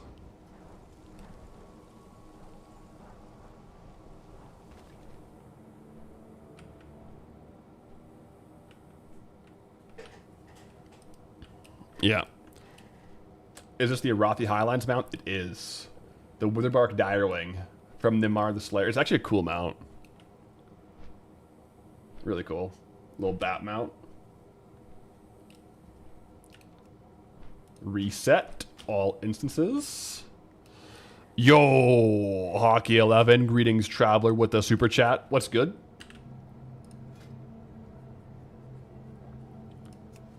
We got 1K needles. Oh yeah, we did. And in retail, 1,000 needles has the access point for RFD, so we're doing some RFD as well. It's been a good one. I've been liking it. Dungeon is good fun.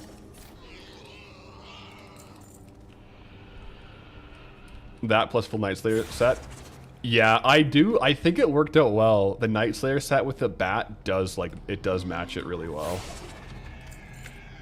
They're a very, like, cohesive appearance. I might next run turn off my cape, like untransmog cape. I kind of like Night Slayer chest without the cape. The cape does look cool, like in general, because it matches like the red right in there.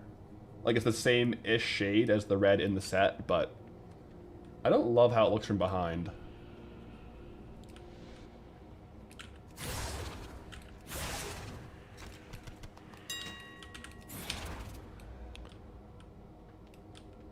Remember when I first unlocked the dungeon? Man, the first dungeon farms were great. Red Ridge, no dungeon. Elwyn, no dungeon. I do like it because it's a nice change of pace. Being able to hop into the dungeon, just like farm a couple runs. Especially a dungeon like this, where it's like just good or like across the board.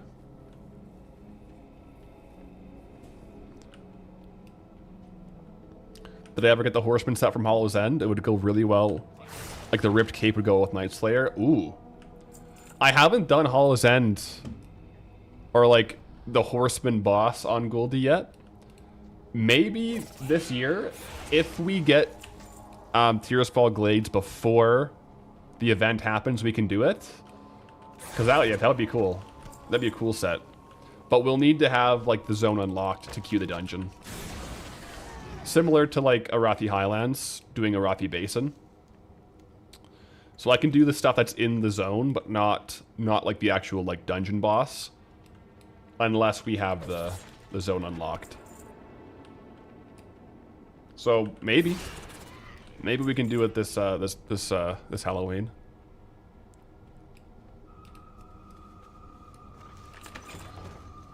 Any loot? Nope. A lot of Conjurer Spheres, I'm not gonna lie. A lot of Conjurer Spheres in here.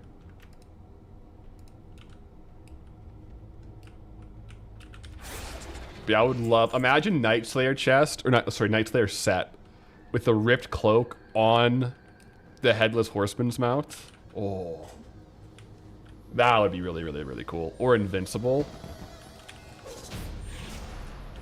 We're getting ahead of ourselves with Invincible, but one day we'll go for it. One day.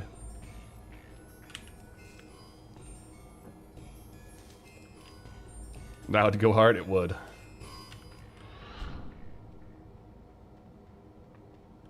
The murder pens. Some of the names in here are kind of crazy, actually.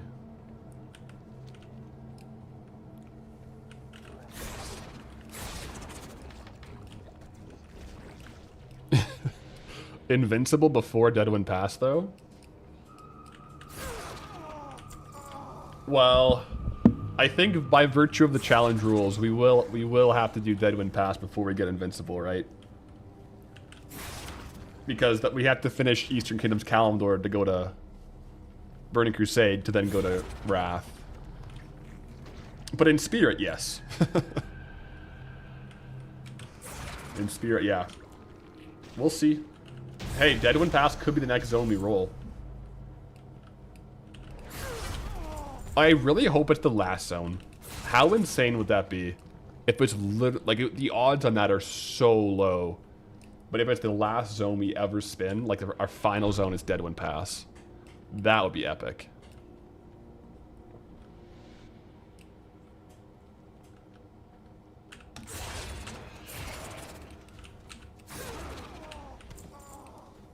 Any chests? Nope. Another day, another 200 expired transmog auctions. Yeah, my morning was an hour and a half of listing because I was away for a while, so all of them fell off. I usually try to spread it out by like doing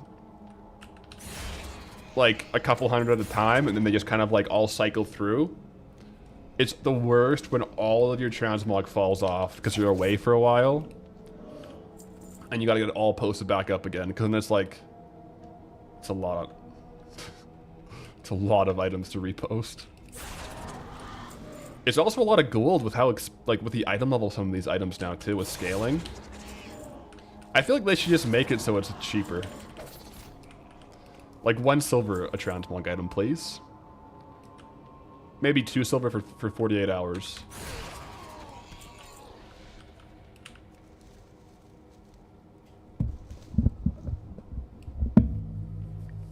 From all the transmog I post, how much sells? I have all the sales in the videos. It's, we've been averaging, like, the last couple of videos, like, 40 to, like, 100,000 gold in transmog sales every week or two. Like, maybe, like, 40 to 50 transmogs selling.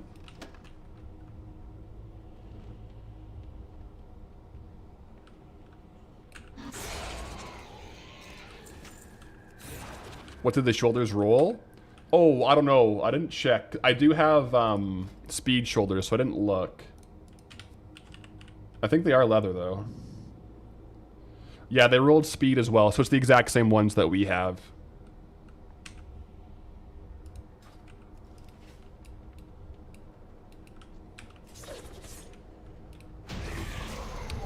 A video going through all the TSM data? Yeah. I could do it and then change the alts names. The problem is a lot of my data is skewed on TSM because back in the day I was doing name changes on Goldie. TSM does not like it if you do name changes. Like it's basically just like it just undoes your data. But I could do probably. I guess I could do. How could I do it? Like more in depth, like second channel videos for like each zone, going over like the data, just chatting. But I would have to like change the alt or like rotate the alts. I think. I'm going the wrong way, guys. Uh-oh. That's my bad. I say it's an easy dungeon to run, and then I go the wrong way half the time.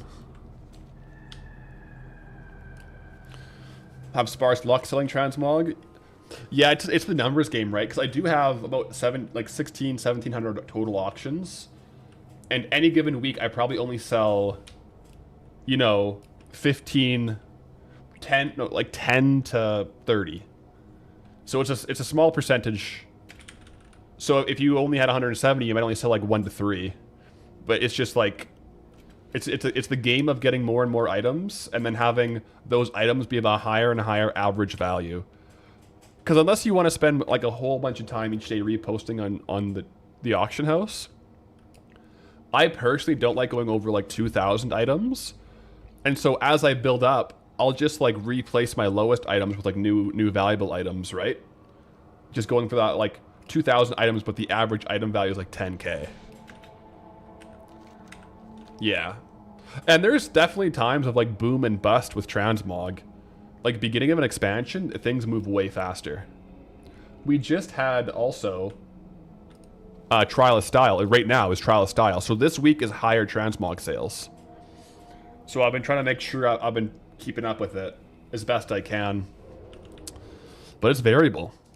And then, you know, you sell 15 to 30 Transmogs every week or two, and sometimes those Transmogs are the 100k Transmogs, sometimes they're the 1000 gold Transmogs, so it just depends. It is definitely a game of large numbers, though.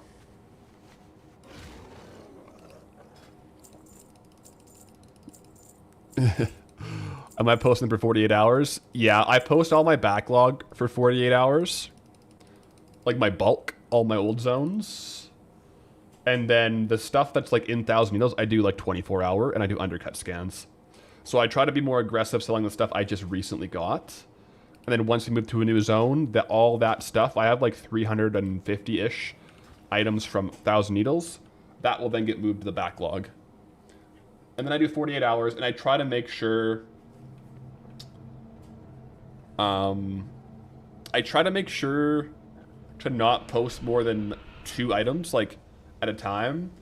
Otherwise, because if you have like 10 of the same item and you're posting every single one, you're paying 10 times the listing fees that you have to. Because listing fees really, really add up.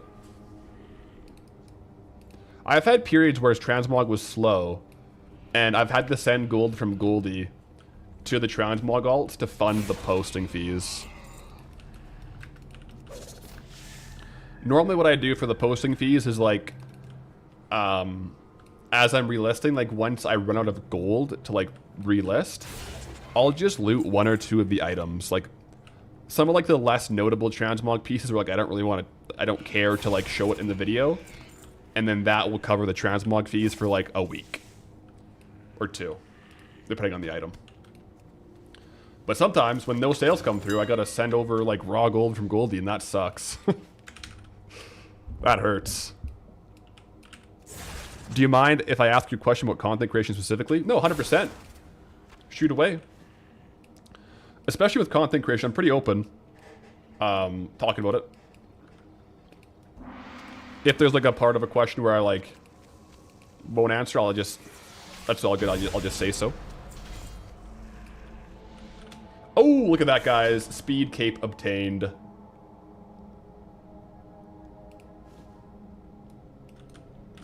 Yeah. 8% move speed. Guys, we're actually getting... we are darn near getting a full speed set here.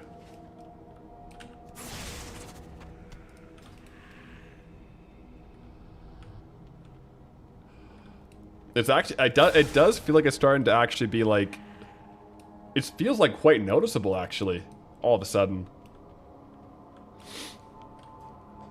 Why not use the extra gold left over when buying the tokens each zone to fund Transmog fees? I guess I could. I kind of feel like the fees though should come out of like the current zone because it's like a cost of doing business. You know what I mean? It's like a business expense.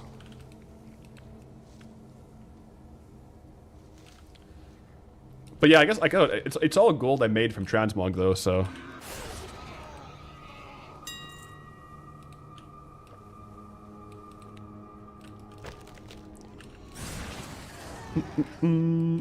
Any big drops today? We got another set of the golden scale boots.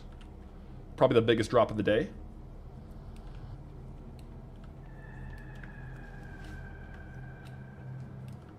How do I avoid people sending straight gold? If they send me gold, do I send it back? It doesn't happen too often. It just shows up right away in the mailbox. I have had it happen, and I usually just accept it and send it to my main. So if you want to send me gold, you can, but it's not going to Goldie. It's just going to go to my Path Hilarics. Whoa! Guardian belt. Oh, I have one of the... Okay, we've gotten a lot of the repeat recipes here. Guardian belt. This is the one that we decided we were going to craft instead of sell. But now we actually have 2. Yeah, so we can learn 1 and sell 2. Yeah.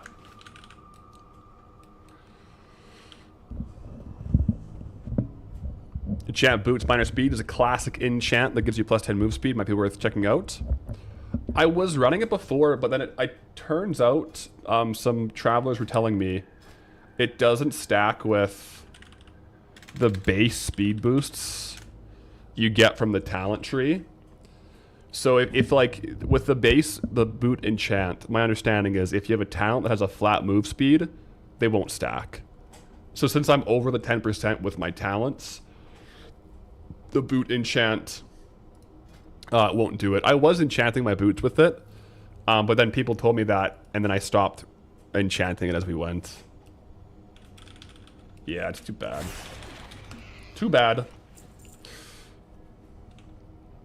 So with the process for YouTube uploads, if you had someone cut your footage, turn your notes into decal PNGs. I don't know what a decal PNG... Turn my notes into decal PNGs. And stitch everything together so that all you have to do is record audio. How much time would I save per video versus doing it all solo?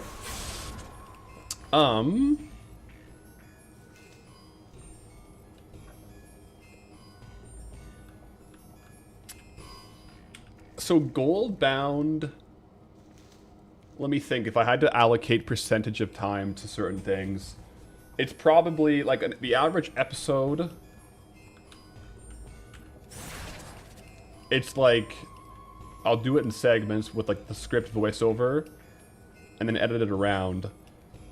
I feel like a big chunk of the time for me is the scripting and then the voiceover, like the script voiceover, and then it's like the sourcing the footage, because like a lot of times I'm like I'm better now, but I'm a little disorganized with, not crazy disorganized, but like with where the footage comes from. Because like some of the footage is like I'm recording while I'm streaming, and some of it is like I'll go back in later, like while I'm editing. I'm like, oh, you know what? I didn't really get the shot I needed when I was live, so let me go back in and get this like B-roll now. So I would have to be more organized on like what exact clips I'm getting. So I don't know. I thought about it a little bit. I think it would be...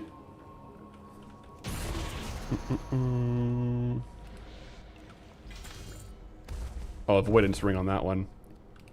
I don't know.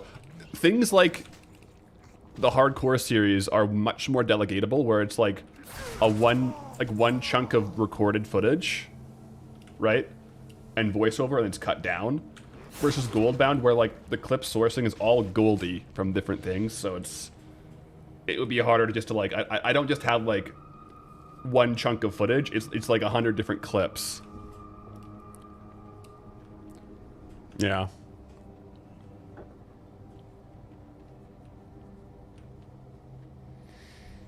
Taking through a 6-hour recording session is exhausting. Yeah, it's also easier for me because I know where things are. I'll make like a note of like at this timestamp this drop happened.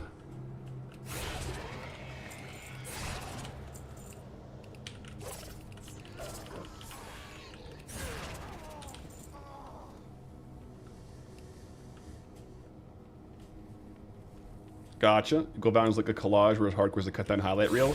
Yeah, like hardcore, it's... Oh! Saltstone gauntlets. I think I have one of those, right? No, I have 2 on the auction. This is my 3rd one. Wow. Okay. Still no Saltstone leg chains, though.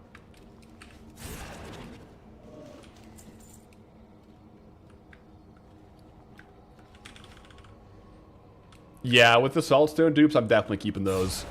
I'll stockpile in the war bank certain items that I want to keep for later. Oh, Saltstone shoulders.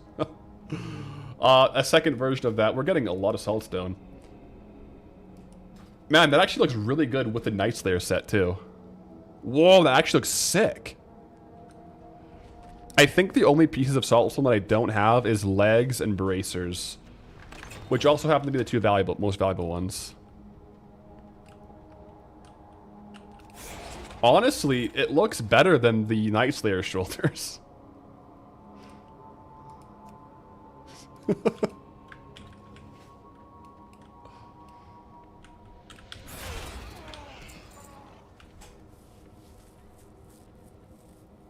Yeah, they look really good. They're plate, though.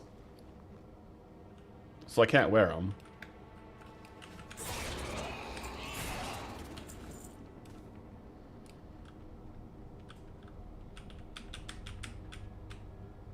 Yeah, the shoulders are still pretty funny here, how it looks. But yeah, going back to like the hardcore versus the Goldbound. The hardcore, it's just like, it's a linear... Like, I have like a 6-hour set of footage. I write the like the story, like the voiceover, like the script, narrate it, and then edit around that. So it's like a cut down versus, yeah, like Goldbound, there's probably... I go back in and get other clips.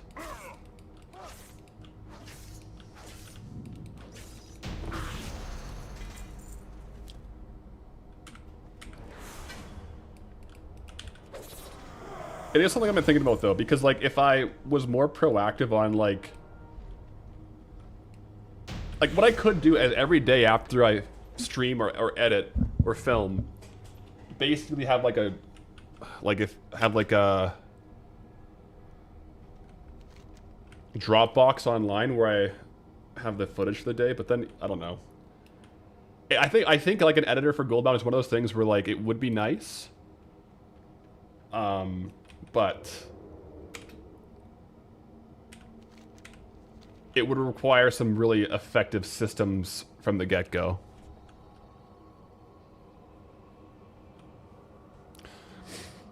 Please equip some other shoulders. Those Night Slayer shoulders look terrible. Say that as someone who mained Rogue in Vanilla.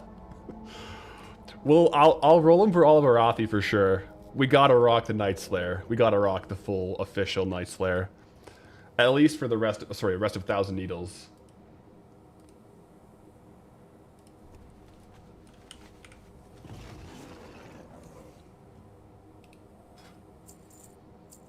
Imagine dying getting B-roll of hardcore. Yeah, hardcore, I don't really go back in and get B-roll. Imagine, like, I just did Scarlet Monastery, I'd go back to get, like, a different shot, die. Yeah. That would be a rough one.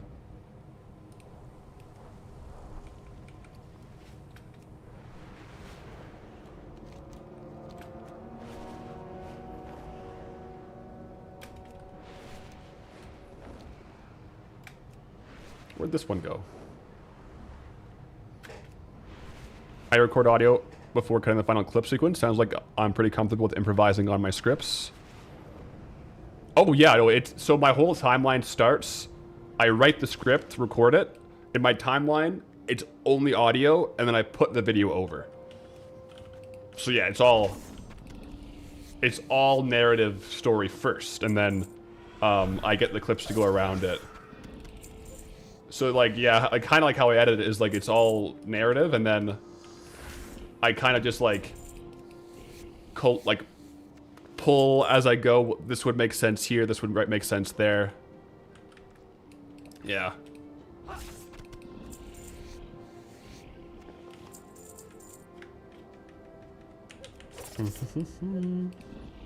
Definitely pros and cons.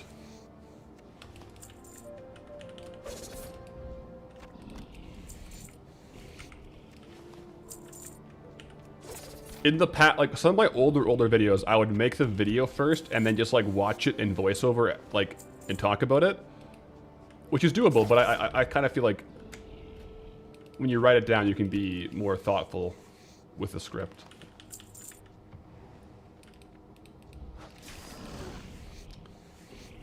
Get the point across a little more succinctly.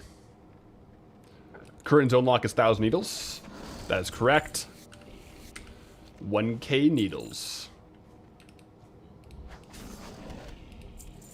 It's been good too. It's been a fun zone.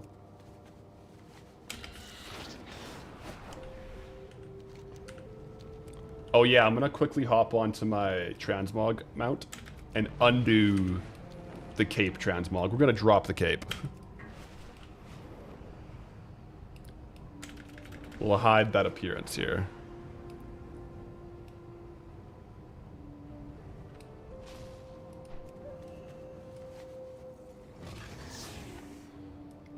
Yeah. Cape.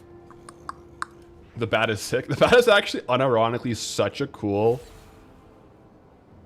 the bat is such a cool mount. Yeah.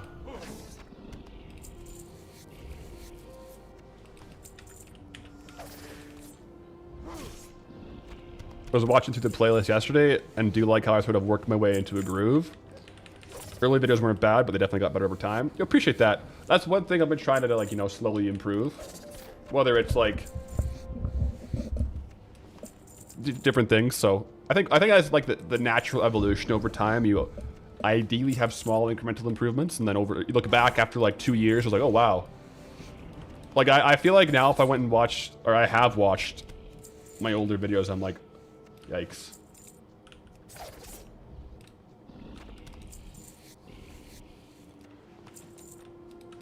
Wouldn't do that this way.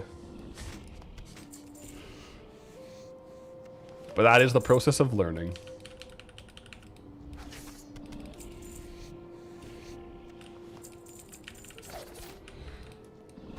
We'll go for another saltstone cave clear, see if we can't pull the lag chains.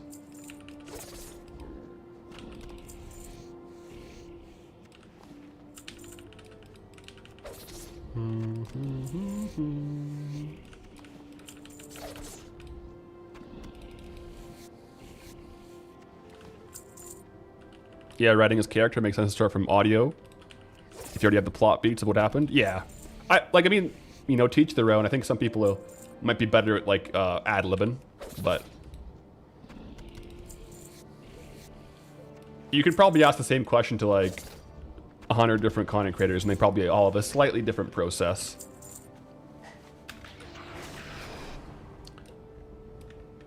Look at this thing, though. It's actually such a cool mount.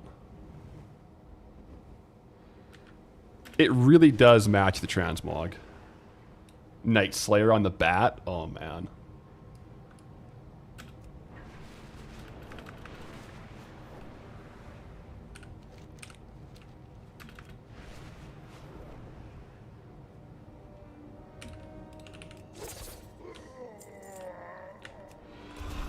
Oh, I have. You have and you do, yep. There's plenty of ways to skin the proverbial cat. Looks like Poncho? The bat mount looks like Poncho, you reckon? Fair. You know, in a certain eye, I suppose.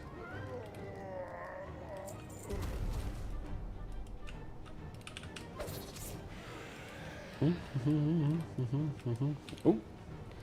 Gossamer bracers. Oh, wait. Surcoat. Okay, we have one already, but it's a good one. We almost have full saltstone in our bags right now. We have 3 pieces. Saltstone Surcoat, guys. 24k current min buyout, 8k average sale price, 0.016 high sale rate, 50,000. Yep.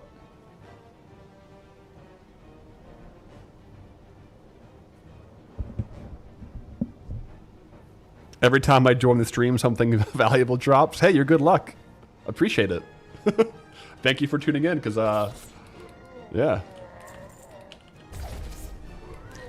If you have a hotkey and it's not terribly technically, you could probably stop the recording right after a significant thing happens. Yeah, you can also, like, when I'm not streaming, what I often will do is there's a setting on OBS where you can basically be recording, and it has a 30, basically it's recording, but only saving like the last 30 seconds. So if a drop happens, you press record, and the recording starts 30 seconds prior. If that makes sense. So you're basically recording the whole time, but it's not saving the storage until you say record this, and then it saves the last thing that happened. That's really helpful for like drops. But if I'm streaming, I'm just recording anyways. For context, you've been editing for other YouTubers since 2004. Oh, cool. Something about working with other people just scratches an itch that your own videos seem to lack. Yeah, so you would see a lot of different workflows then.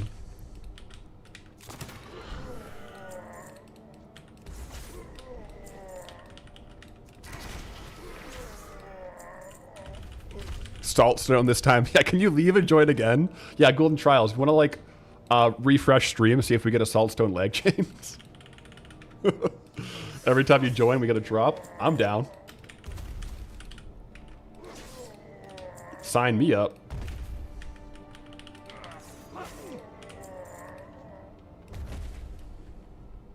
If I was to do this on Druid, what race spec would I go? Ooh.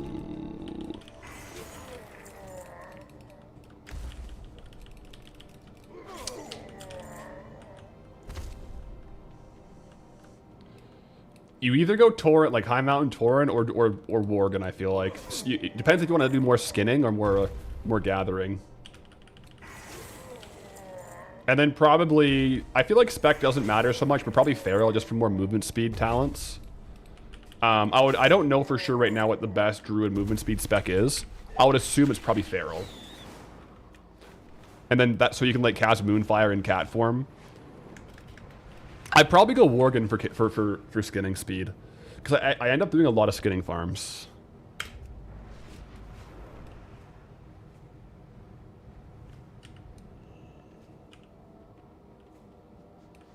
Isn't the Saltstone set one that many female characters use for reasons? Yes. Its value is both in its rarity of appearance, and rarity in drops. It can also be used to make gold on certain, you know, in Goldshire. So there can be a return on investment if people buy the set. It can really improve certain gold farms. But what up the Zandalar with the gold drop ratio? I think there's no wrong answer to what class, but I think personally I would go for the skinning speed. Because it does save so much time on some farms, like a crazy amount of time, the speed increase on skinning. But yeah, there's definitely a couple that would be pretty fair to do. I would probably bias towards skinning or herbalism or like one of those ones, but yeah.